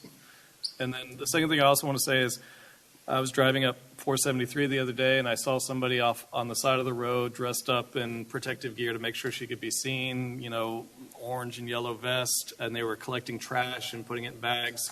And I went, I think that's Mrs. Rudd. And I turned around to thank her, and her first comment was, "Don't get out of the car. I want you to be safe." And I just wanted to say thank you so much for caring and for doing your part in that caring. Thank you. Hey, Don, I'm glad Ms. Rudd brought it up, talking about water. You know, we're blithely just sailing along, talking about transportation and how we're going to do all this stuff. Back in the 50s, we had a drought. The population of Kendall County then was like 5,000 people. Most of them were, the town had a few people, not too many in town, but most of them were farmers or ranchers. They had wells for their water. Some of them had streams like the Guadalupe River and all. But they didn't have irrigated lawns or sprinkler systems and all that. If we were to have that again, remember, back then there wasn't but a few people here, and it went dry. The creeks, the rivers went dry, the wells went dry. If we had that same occurrence again, we're not going to have any water for anybody, period. And for us to keep developing on and on and on, and I think Bernie has said they could sustain up to 35,000. I don't know the numbers. I think in the stuff I've read, they said they're good 35,000. Well, but with all the people that are here now, and they don't have a water conservation idea in their mind, we're going to be in big trouble. It doesn't matter whether you have roads or don't have roads. You're not going to have water to drink. So, you know, I think the city right now has got a committee studying long-range water. But look who's on the committee. Developers, realtors, stuff like that. They're not interested in conservation. They're interested in building more for their money. They want to line their pockets. So I think, yeah, we're studying transportation mobility, but I think we need to take a whole lot better stance on what we're going to do if we run out of water. And if we have an occurrence of the 50s, you are going to run out of water, and it's going to be bad. Now, with a rainwater harvesting system, yeah, it'll work, but most people don't have that. So, you know, yeah, we're looking at mobility, but we also need to look at what happens when we run out of water. Thank you, Mr. Kite. Milan?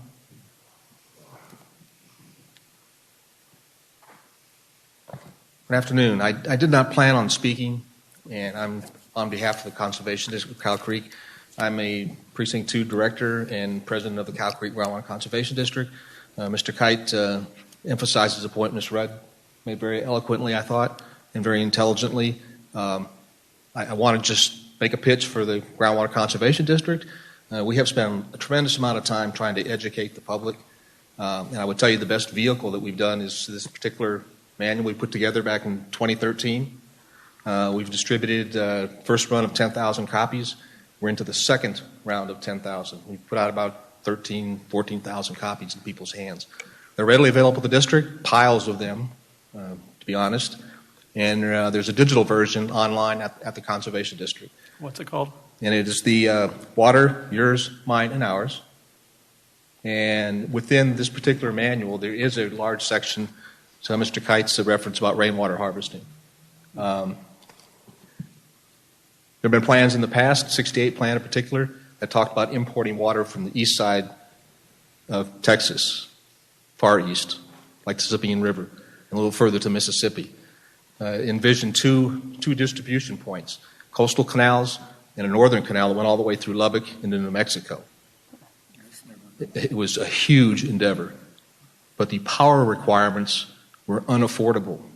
It would have required the equivalent of 13 nuclear power plants to push the water uphill and west, approximately 4,000 feet higher than the sea level elevation. But there's an alternative. There's a nuclear fusion source of desalinated water. It's called rainwater. It's naturally occurring. And it is your private property, since we talked about properties earlier and concern for property rights. That water, before it enters a water course or an aquifer, is considered diffused water under Texas law. And it is your private property. And to not capture it is a waste of a wonderful resource at a very low cost. But I just want to take a few minutes to, again, thank you all for your efforts, but also to publicize this particular manual. And then for the public, if you have not seen it, we have district offices on Topperwine, and we have a full-up rainwater harvesting system at the district office that provides drinking water if you want to see how one actually operates. So thank you for your effort, and thank you for the time to speak to you today. I know we're way off topic, but I also want to add to that on December 14th, Tuesday, December 14th, 10 a.m., the Kendall County Water Committee meets in this room. So anybody who's really concerned about this topic, please come and check it out. We're going to be talking about conservation solutions for the city of Bernie. But once you get outside the city, as we've talked about so often, there are limited options as far as real enforcement and real solutions to be implemented. I don't think our committee is as nefarious as John implied, although I do think we need to be wary of other interests in the room that are not just around conservation and the well-being of our community. So I'm saying we're not nefarious, but we also need the community to be there watching and weighing in to make sure that we stay the course and do the right thing. Thank you. It's not. Northern said that she would hope that those meetings are as well attended as these are. Ms. Villaraigosa? Hi, it's Violisa Gerhard on Payne Violisa. Road. Talking about the congestion that we were talking about earlier in reference to around the Esperanza Exchange and Herf and Esser, and the discussion in reference to trying to alternate routes that you were speaking about last night at the P&Z, there is 3351. I travel it every day, all day long. It takes me about 16 minutes to get there. And it seems very curious to me that with these traffic issues, that a planned road in widening of 3351 has been put off to after 2030 when everybody is so concerned about transportation. And so while we're talking about trying to fix problems, things that have already been approved now are put off. So that's very curious to me. And I know I've said this before, but the school situation, it's not going to change. I mean, you're going to pour more people with another route onto 46. And that intersection, whether you can get in and out of there if they're doing construction, it's not going to change. The school, it's going to be hell. And there is property available right there at the corner. I mean, I know there has to be a solution there, but I've digressed some. I just don't understand why Ralph Fair Road, that project's been pushed off and we're trying to find solutions, and it's been approved. And nobody wants to, press that. I know it's not most of it's not in the county, but anyway, that's my 2 cents. Thanks. Thank you, Ms. Gerhard.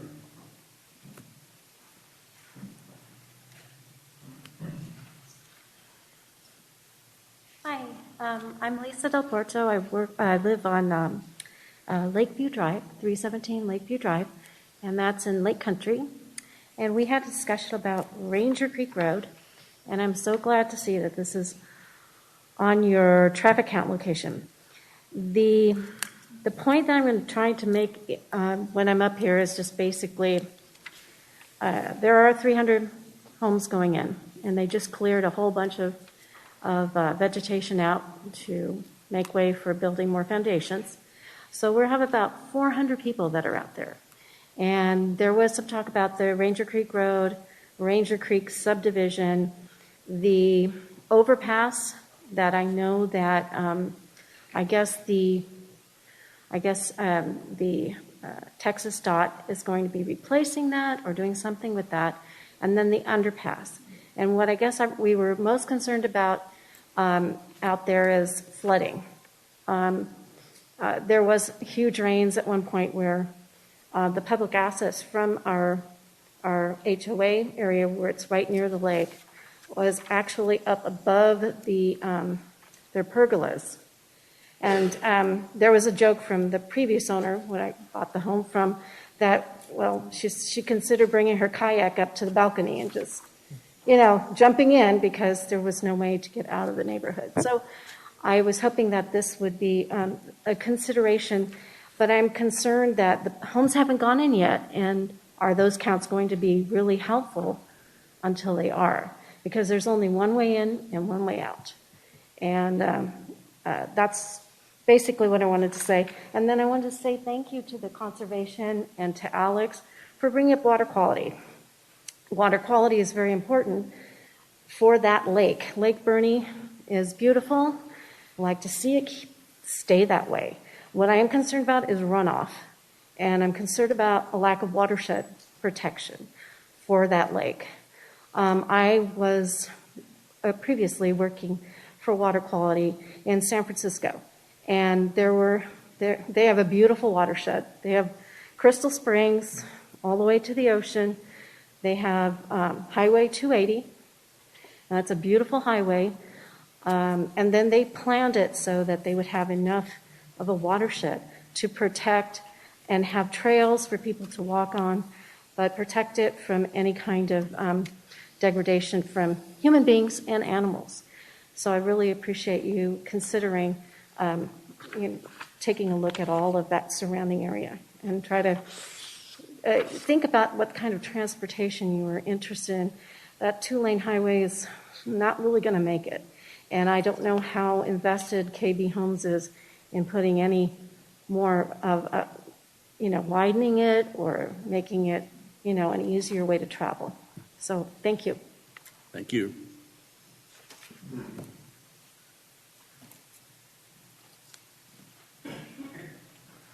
Good afternoon. My name is Joseph D'Amico. I live in the Woods of Burney, on Woods of Burney Boulevard. I'm an exceptionally average citizen. I've been here for 2 years. I retired as Lieutenant Colonel from the Air Force, specialized in law enforcement, security, anti-terrorism, force protection, which includes traffic safety, traffic control, crowd control, etc. I just wanted to make a few comments. This is my first meeting, so I'm at a disadvantage. I don't know if you have bylaws or a charter. I haven't had the opportunity to read anything, so I just got acclimated to some of the talking points that you had here today. One of the first things I want to say is that I was surprised when I moved here. I thought it was a small German town, get that nuance of a nice, peaceful place. I didn't realize how fast growing it was here. I was frankly disappointed when I found out. But I came here because my dad was in the military. Ich bin in Landstuhl geboren. I was born in Germany. I grew up in Texas, so I thought this was the place I really wanted to be.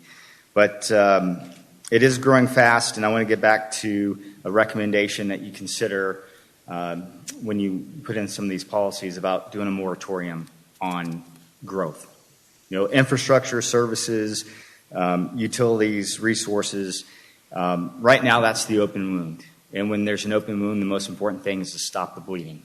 And growth is outpacing those issues, that infrastructure, services, resources. So there are other towns in the U.S., including in Texas, that have put a moratorium on growth. Doesn't have to be a permanent moratorium. But I think, when you look down at your speedometer and you realize you're speeding and you either let off the gas or maybe you're going a little bit too fast, you got to pump the brakes. There's nothing wrong with pumping the brakes. So pump the brakes maybe 6 months, 12 months. Look at rezoning. Maybe we pump the brakes on rezoning as well. Just consolidate and reorganize and have these discussions and figure out what's the responsible way to move forward. Somebody mentioned, I can't remember if something needed to be included in this current policy. My recommendation is that, why don't we, separate this because we're in a concentric circle, local, state, county. So let's have some policy recommendations on local level. Let's have a separate set that's for the county, a separate set of policy recommendations for the state. And any idea is an idea until it's fully vetted and discussed. So I would never say, hey, let's just table that and, bring it up some other time. If you don't have it on paper or it's not on the calendar, it gets forgotten about.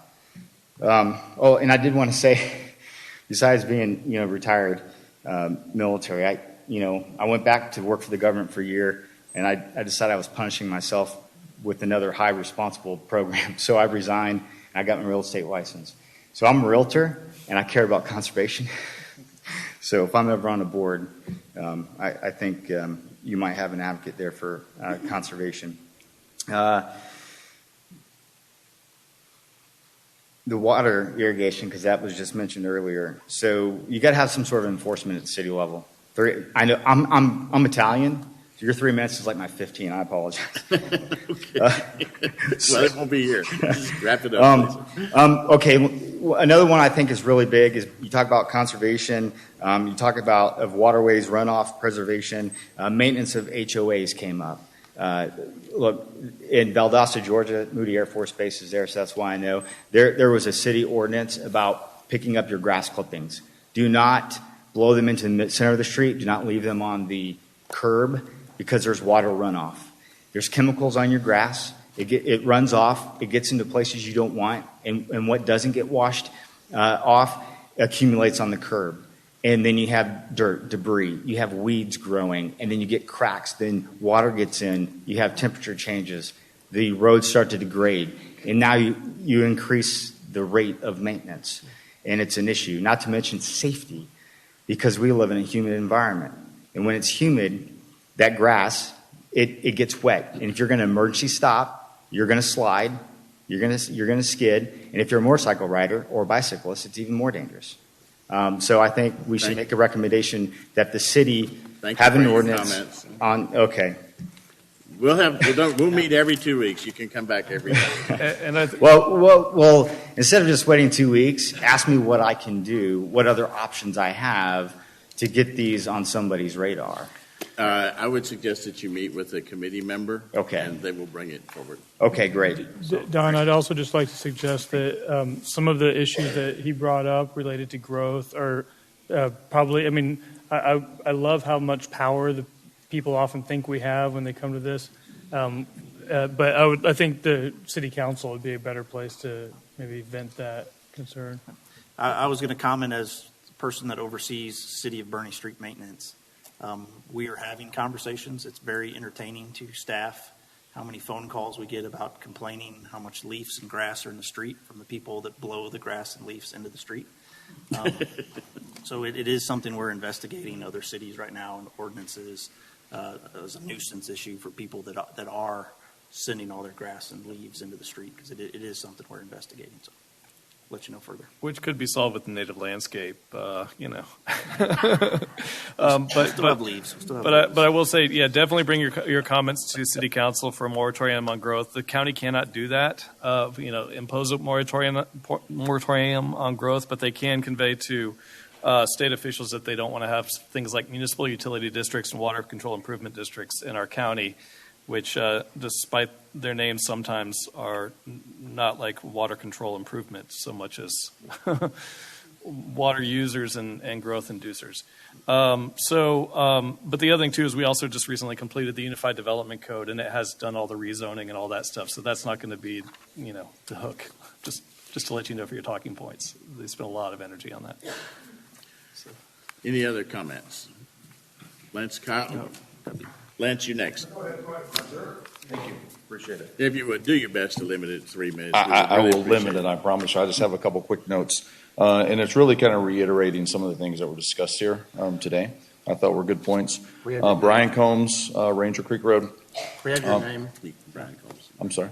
Oh, he was giving it to us. Brian Combs. Oh, I'm sorry. That's okay. There was some discussion about not improving developments if the infrastructure can't support it. I think Jonah mentioned that. And again, if any of my comments need to be directed to another committee, I'm a little clueless on exactly which committee to go to sometimes. But I think that's a great recommendation if we can do that, or if there's another committee to talk to. If we can't support the infrastructure, I don't understand the improvement of the developments. Requiring developers to have secondary access or tertiary access, multiple ways to get in and out of the community, I think should be a requirement for every development. Requiring neighborhoods to allow the city and public streets and the neighborhoods to be interconnected. I understand some people may not want additional traffic in their neighborhood, but if it's a city street, sorry, it's a city street. If we can consider taking private property and building highways and easements and doing different things, it's already a city street. You moved onto a city street. I understand it, but taking private property and not considering opening up city streets, city right-of-ways, things of that nature just doesn't make sense to me. I think that should be a requirement.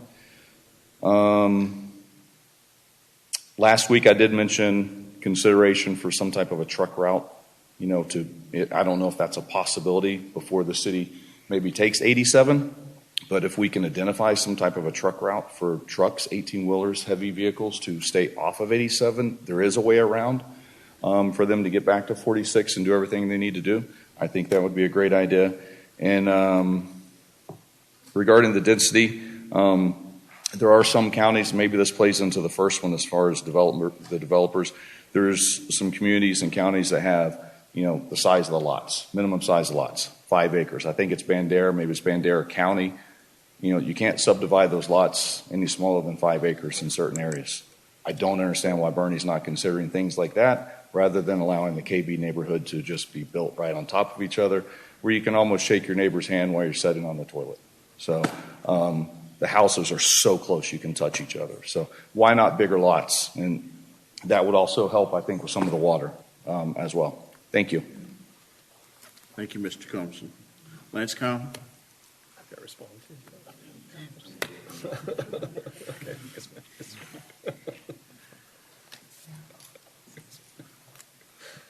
Lance Kyle, 226 Cascade Caverns Road, the Bernie ETJ. Want to add to some stuff that Jonah and Tim said earlier. I was at the Planning and Zoning Commission meeting last night as well. There were about 35 people there from Champion Heights subdivision as well as Esperanza. I think most of them were there from Champion Heights. Strangely enough, I didn't hear about connectivity from 46 East to the interstate or to Main Street. And I'll send everybody the video. You can listen for yourself. What I did hear was not being able to get onto 46 in light of the the proposed 220-unit apartment building being proposed by Embry Partners, a San Antonio developer. That seemed to be the real frustration, the crowding out trying to get to State Highway 46. 8 people spoke, and that was pretty consistent. Second thing I want to mention, the data that we're looking at, 2013 to 2019. Remember, Texas is historically a boom and bust state. It will be in the future as well. John brought up earlier the 1950s drought that killed growth in Texas. The 1980s banking crisis really hurt growth in Texas in the 90s. Then we had the subprime bubble burst in 2008. The local market we had 4 or 5 subdivisions in the area go bankrupt, like Esperanza. It didn't start to revive until about 2012. So when we start doing these hockey stick projections based on 2013 to 19, we might be overreaching a little bit. Yes, Richard Sena is correct. We've got a backlog of over 1,000 houses that are going to be built on State Highway 46 East. Hopefully, as John was talking earlier, hopefully, John's got great ideas on this. Hopefully we can clean up that HERF 46 intersection. Finally, Greenfield roads, just keep in mind before you do these things, and, there's a lot that you can just go online and see the TxDOT examples, but I want to use some local examples. The reckless attitude towards aquifers, creeks, and lakes in this area. 12 HERF is going to be a disaster one of these days. I mean, the flooding's already really bad there, but unfortunately it doesn't get any press coverage because, I guess the local papers don't want to lose ad revenue or something. We've seen Shoreline, that reckless disregard for that lake. Yes, it's an artificial lake, but it's a water source. And South Glen and Regent Park. That's just more reckless development. That's it. Thank you. Thank you, Mr. Kyle. A point of clarification, by 12 HERF, are you referring to 17, or is 12 a different? Okay, thank you. Any other comments from the public? Yes, ma'am.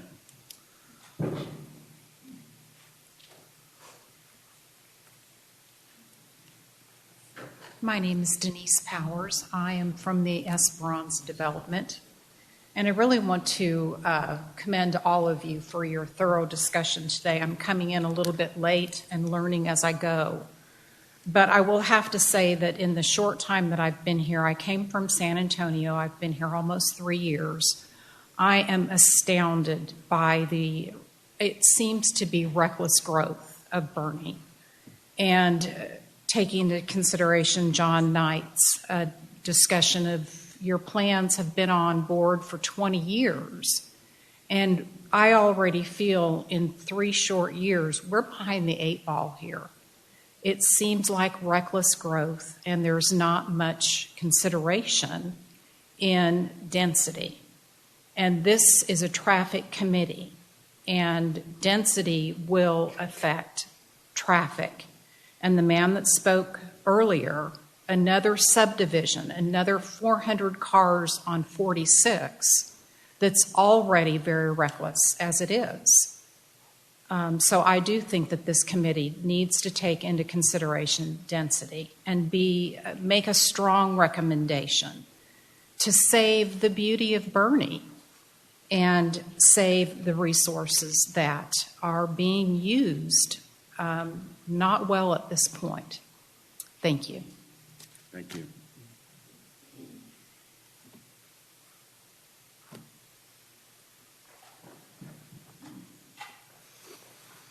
Good afternoon. My name is Kimberly McGinnis. I live at 121 El Cielo in Bernie in the Esperanza complex. I did not intend to speak today. I came last night. My husband knows Jeff through scouting. We retired from the military 5 years ago, fell in love with Bernie in an hour and a half. We're in a realtor's office renting the last and only 3-bedroom property in the MLS system. I convinced my husband not to retire in Ohio. I'm half Texan, little grudge. The reason I'm bringing this up is that Bernie is so not the town we came to and fell in love with. But we invested in Bernie. We put 2 boys in the high school in Bernie. We benefited from that choice. I cannot foresee, based on the conversations I have heard from Mr. Knight, from Mr. Evans, Mr. Despain, Ms. Pratt, Mr. Aldridge, that we are preserving Bernie to the level that it deserves to be preserved for. Plenty of content on keeping 87 in the Hill Country Mile. That's tax dollars and tourism. That's not Bernie. It's not the heart of Bernie. It's not the people of Bernie. You shared with everybody here that has come in and become a transplant to Bernie and embraced yourselves. I am terrified by the density growth that I am seeing. And I'm fortunate to live in a large lot section of Esperanza. But I am terrified that the 3 sections that were up for approval last night for another 450 homes in Esperanza and the 220 homes, 1,000 cars, yes, let's talk about widening the streets. Let's talk about making the developers, be accountable for providing services. Yes, we're concerned about conservation. We're concerned about water. But in my mind, when I close my eyes at night, I used to think it'd take 20 years for 46 to become the third beltway of San Antonio. But I am really, truly concerned that it's going to be less than 5 to 10. And it won't matter about your Hill Country Mile because Texas DOT is going to say, we're going to take it. We're going to tell you how to build because there's too many people here. Thank you for everything that you do for Bernie. But unless you become Solomon, unless you become the parent, and you tell people no, Bernie will not be Bernie. Thank you. Thank you.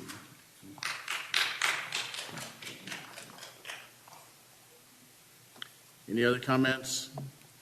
If not, Jeff would like to make an announcement. Sure. So as we've talked about in the committee meetings in the past before, the city of Bernie has a major thoroughfare plan. Our current thoroughfare plan is based 2019.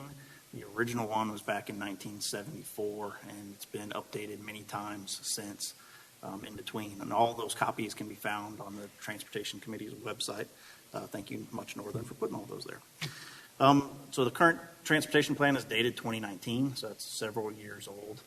What the transportation plan does is it shows street categories. We have arterials, collectors, primary arterials, secondary arterials, primary collectors, secondary collectors, and throughout. And the other part is we have street sections. We've talked about that before, what a typical street section might be. This is how wide the lanes are. These are where the bike lanes are. These are how wide the sidewalks are. And this is the grass section in between. So currently in our ordinance, we have quite a few street sections, and that's something we're looking to do. So the city, several months back, it takes a lot of effort to hire for a municipal government to hire an engineer. So several months back, we've started the process of selecting a consulting engineer to help us update that plan. It needs to be updated every handful of years.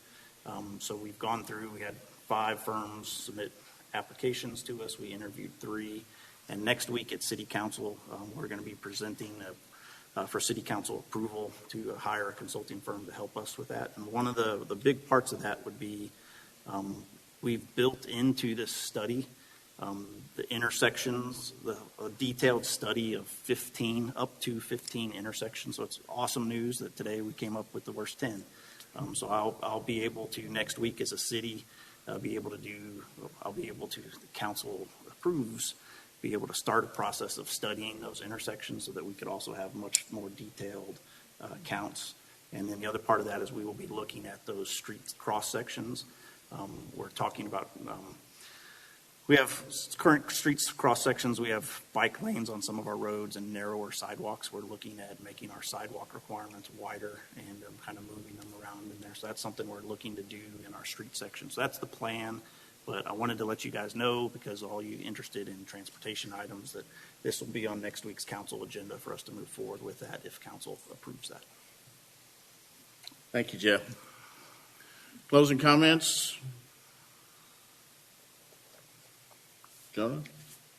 John? I was going to ask Jeff, on this study you're going to do on the intersections, are they going to be count traffic and truck, both? Yes.